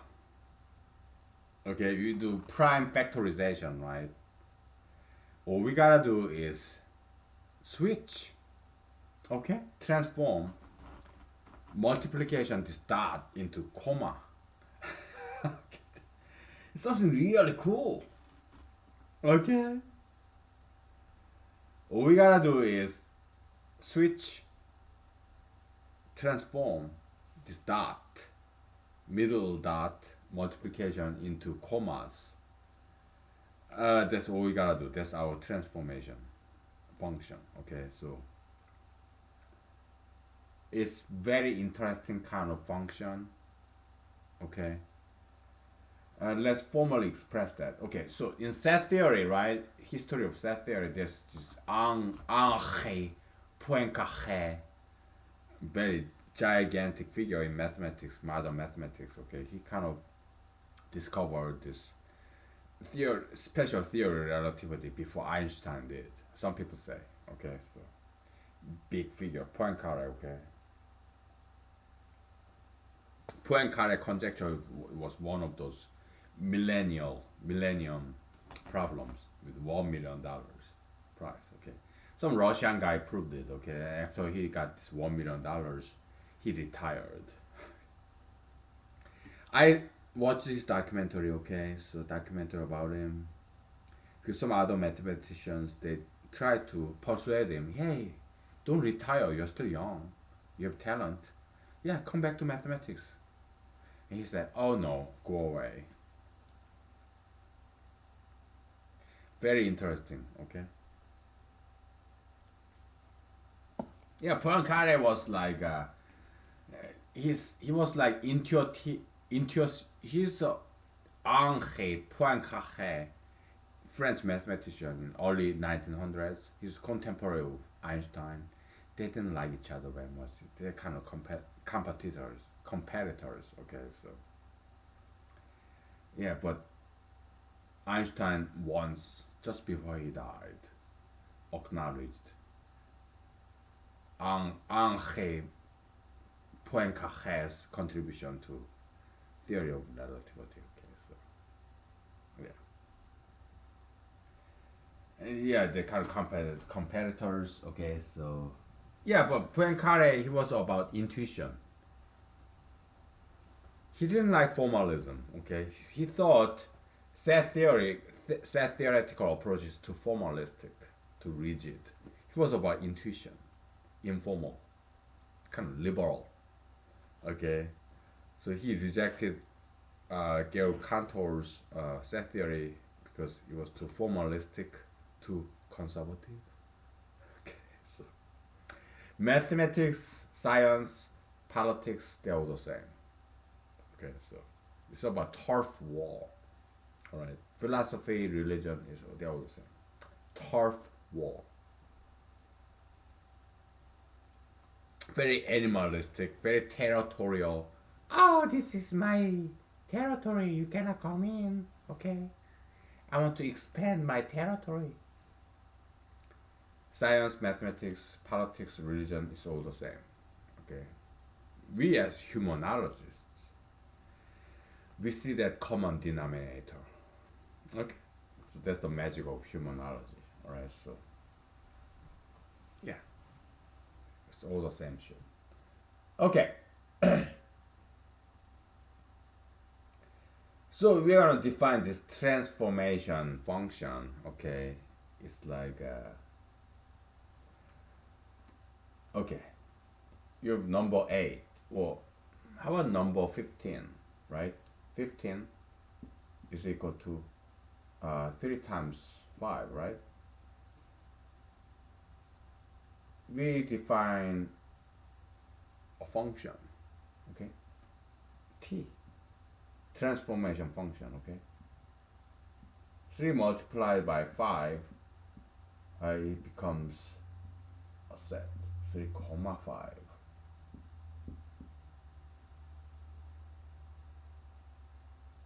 Okay? It's a multi-set function. It's input a number, output multi-set. T of 8, okay? Prime factorization, okay? 2 times 2 times 2. You express a number in terms of multiplication of prime numbers, okay? It becomes 2 comma 2 comma 2. Okay, it's a multi-set function because its output and the result is a multi-set. Input integer. Yeah, it doesn't have to be positive integer. Okay, so yeah, but we are dealing with natural numbers, so yeah, positive integer. Okay. Okay. You just change this dot, middle dot, to commas. It's that simple. It's a very interesting mathematical function. It's about operator. we are changing multiplication to commas.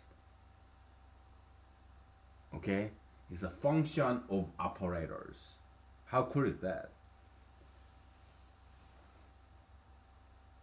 I'm excited. Okay, so yeah.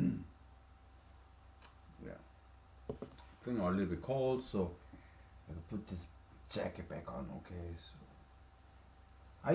it's a conceptual mathematics. Okay, meaning conceptual mathematics in humanology. We are not dealing with this higher mathematics, very complicated, sophisticated, complex stuff, advanced. No, it's elementary, but it's a conceptual, elementary, but very fundamental and conceptual mathematics. Okay, we only deal with easy stuff, like children. Okay, very Jesusian kind of.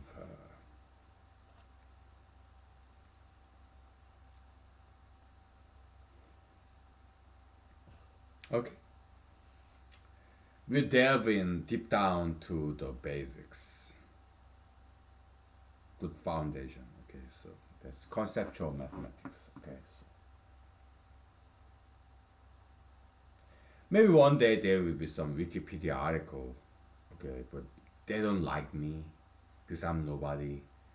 They want some PhD candidates at least or professors to write this Wikipedia article. So I tried to make my own Wikipedia article. They rejected me. Okay, that's fine.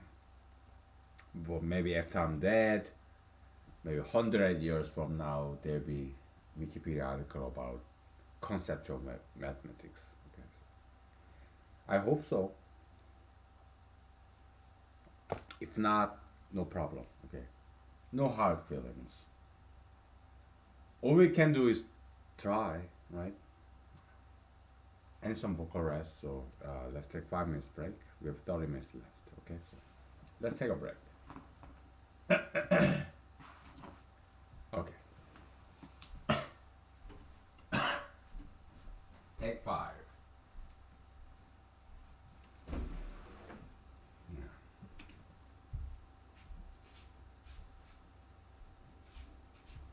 Oh, it's too hot.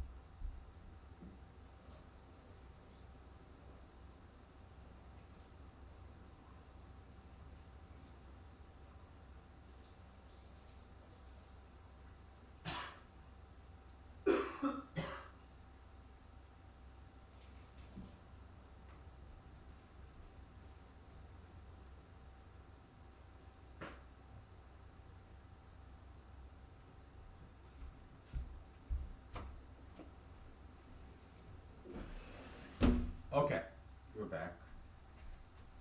Let me unload my cigarette boxes.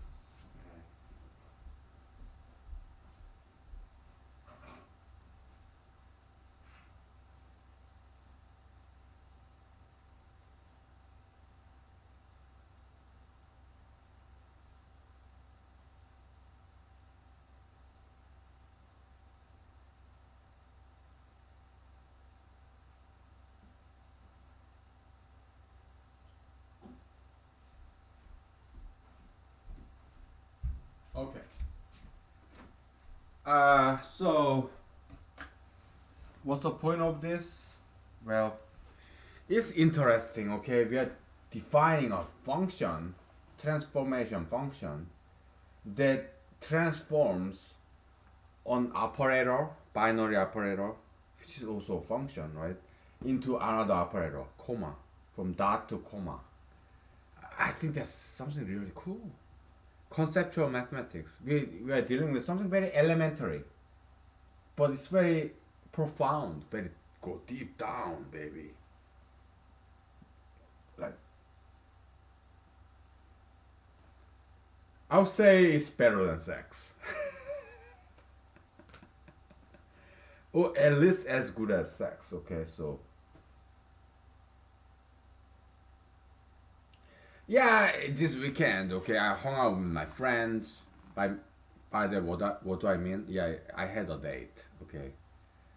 Uh, I don't want to tell you too much about my date, okay, because their privacy. No, her privacy. Yeah, she's a lady, okay, older than me, and uh, what's her race?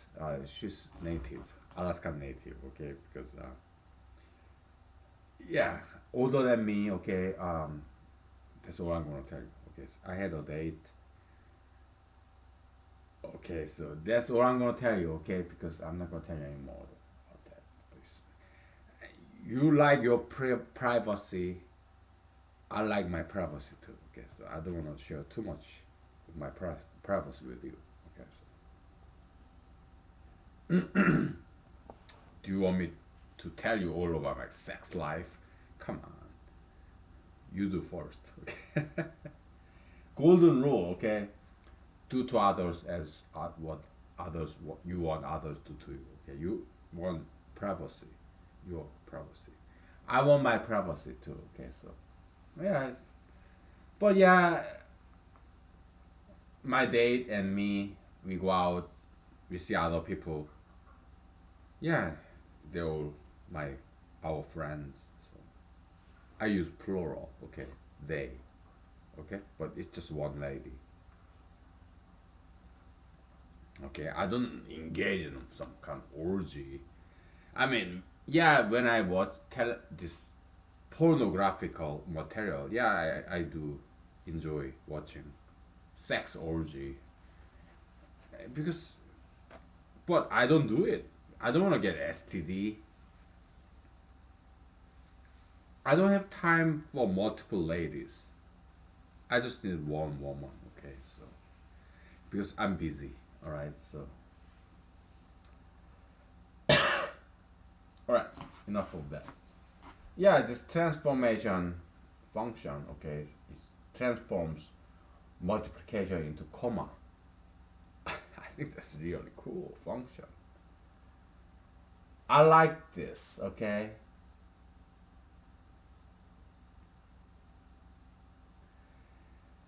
Yeah, ABLG theorem. We'll have to prove it tomorrow.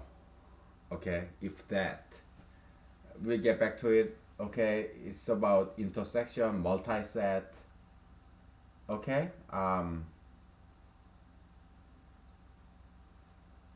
We use these definitions.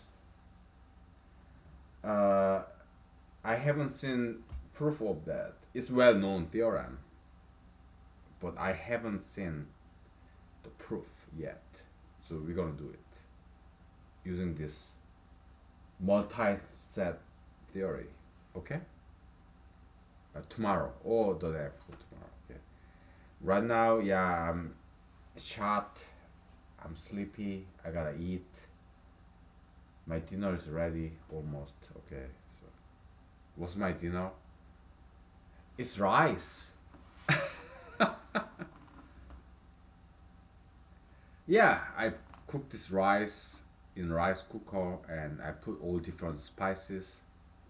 No fat, no sugar. Paprika, dill, guacamole dried from Walmart.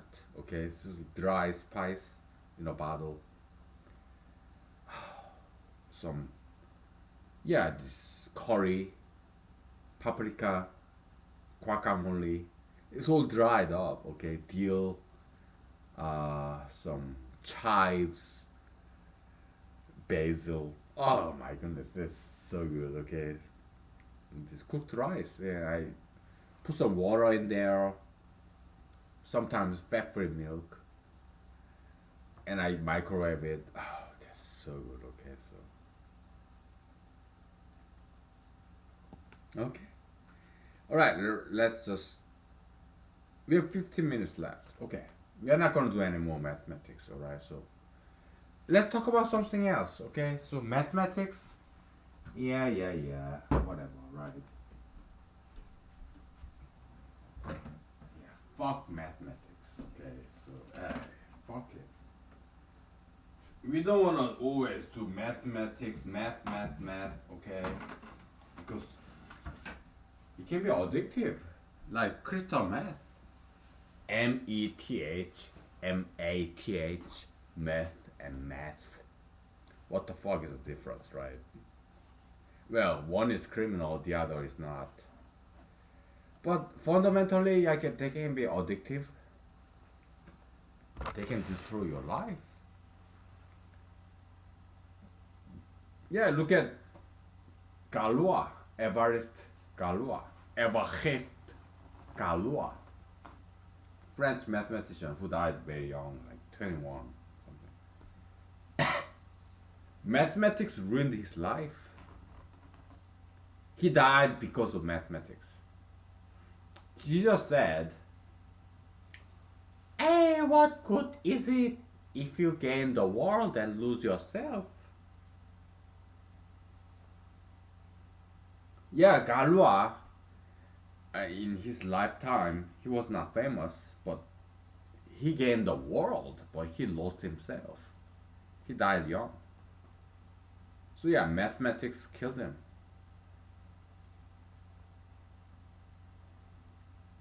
He made great contribution to the world of mathematics, group theory, Galois theory. So what? He died young, early 20s. Okay, so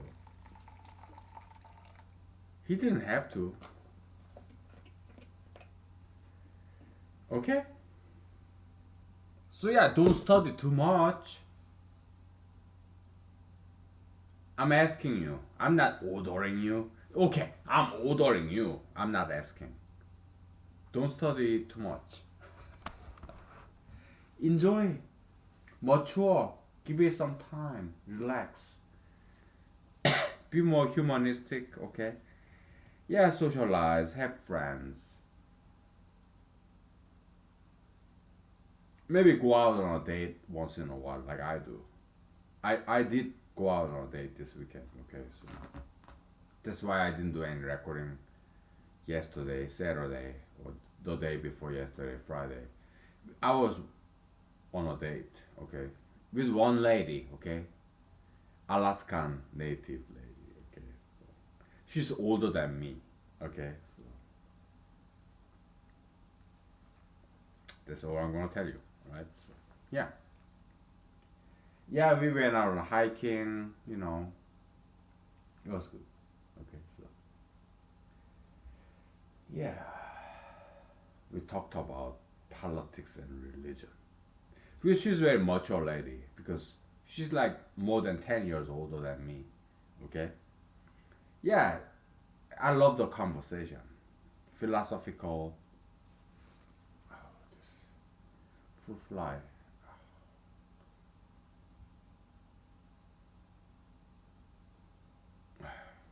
I can never get this fruit fly, man.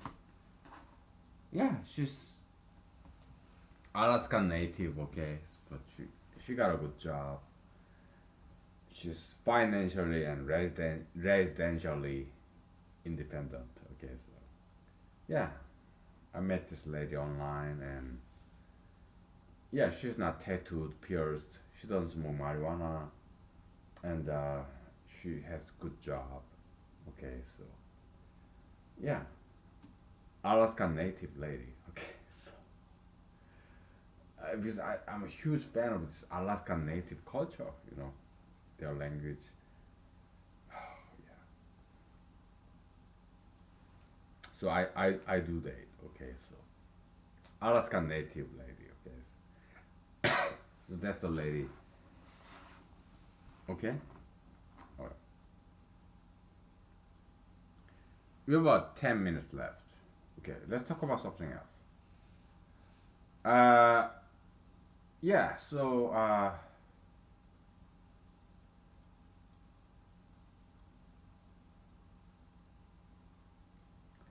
I mean, mathematics is beautiful, right? We have to come up with our own mathematics because it's not that we are lazy, okay? It's just that we are busy.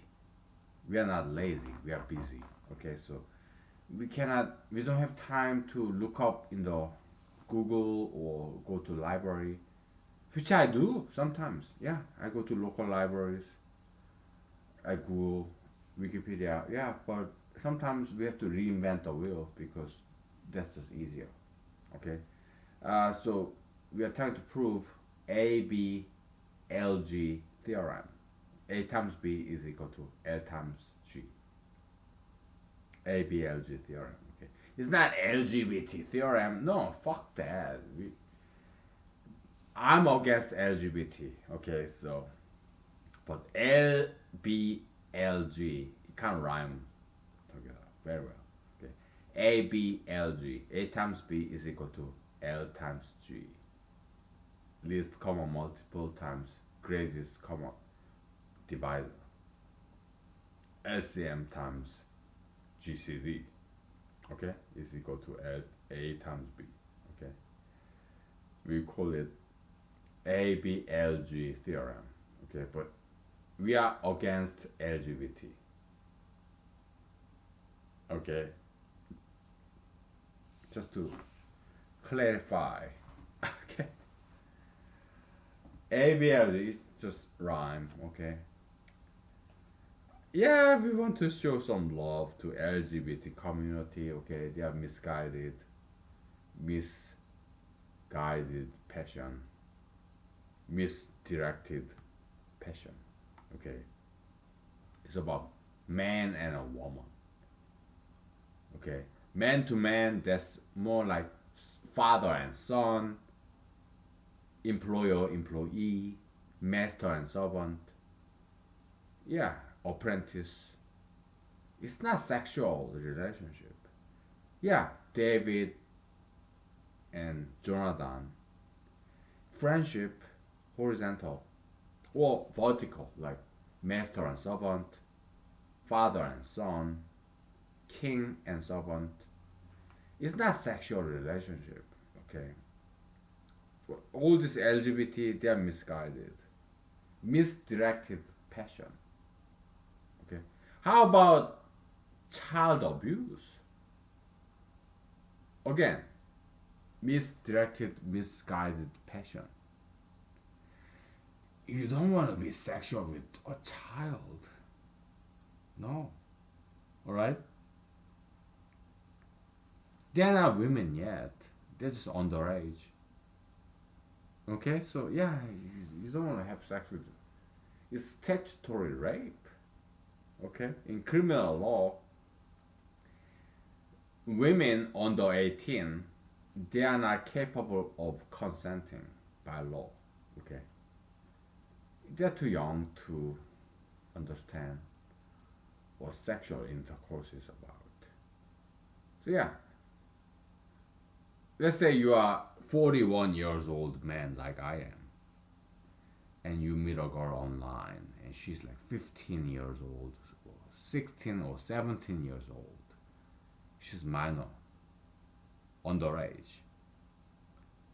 She says, "Yeah, I want to have sex. I'm a virgin."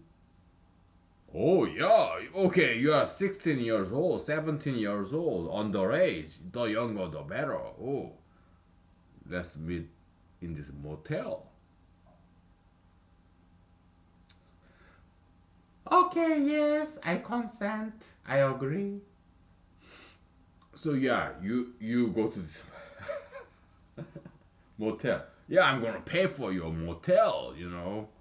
I bring some food. Yeah, this motel with microwave. Fruit fly.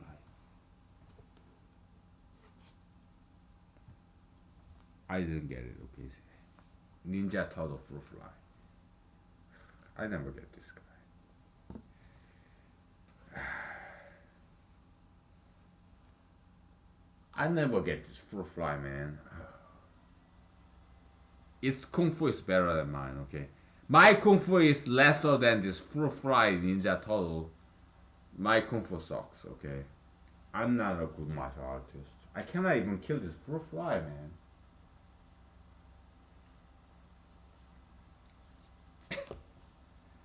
But this vodka is good.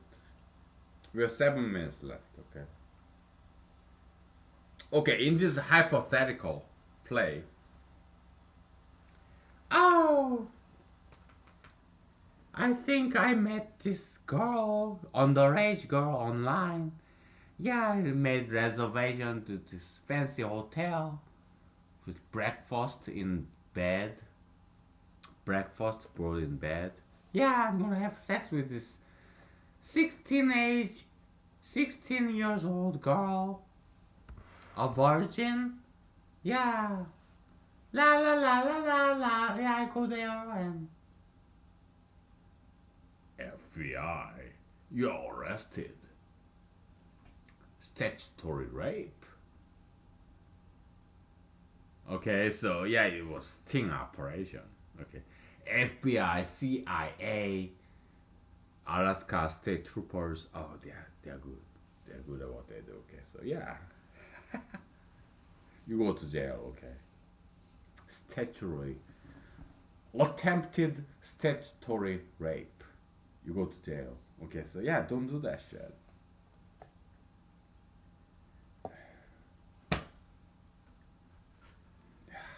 This fruit fly.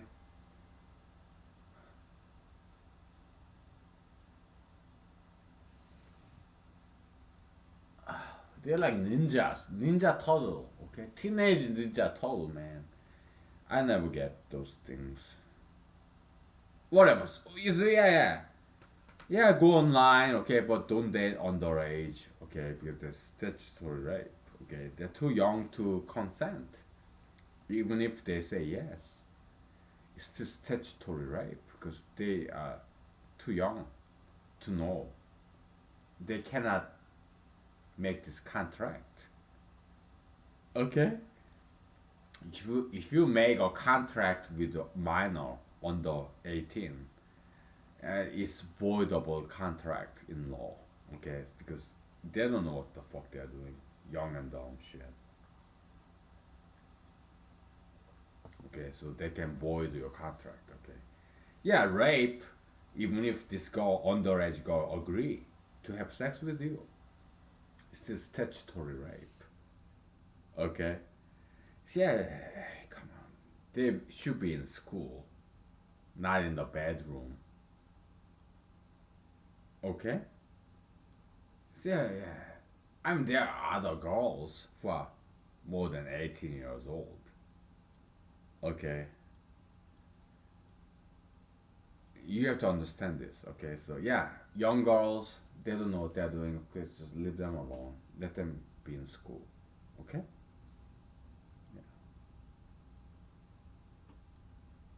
Yeah. Okay. Yeah. So, that's that. It's enough. Okay. So, I see you tomorrow and we'll prove this ABLG theorem. Okay, A times B is equal to L times G. Okay, tomorrow. Thank you. Good night. Bye.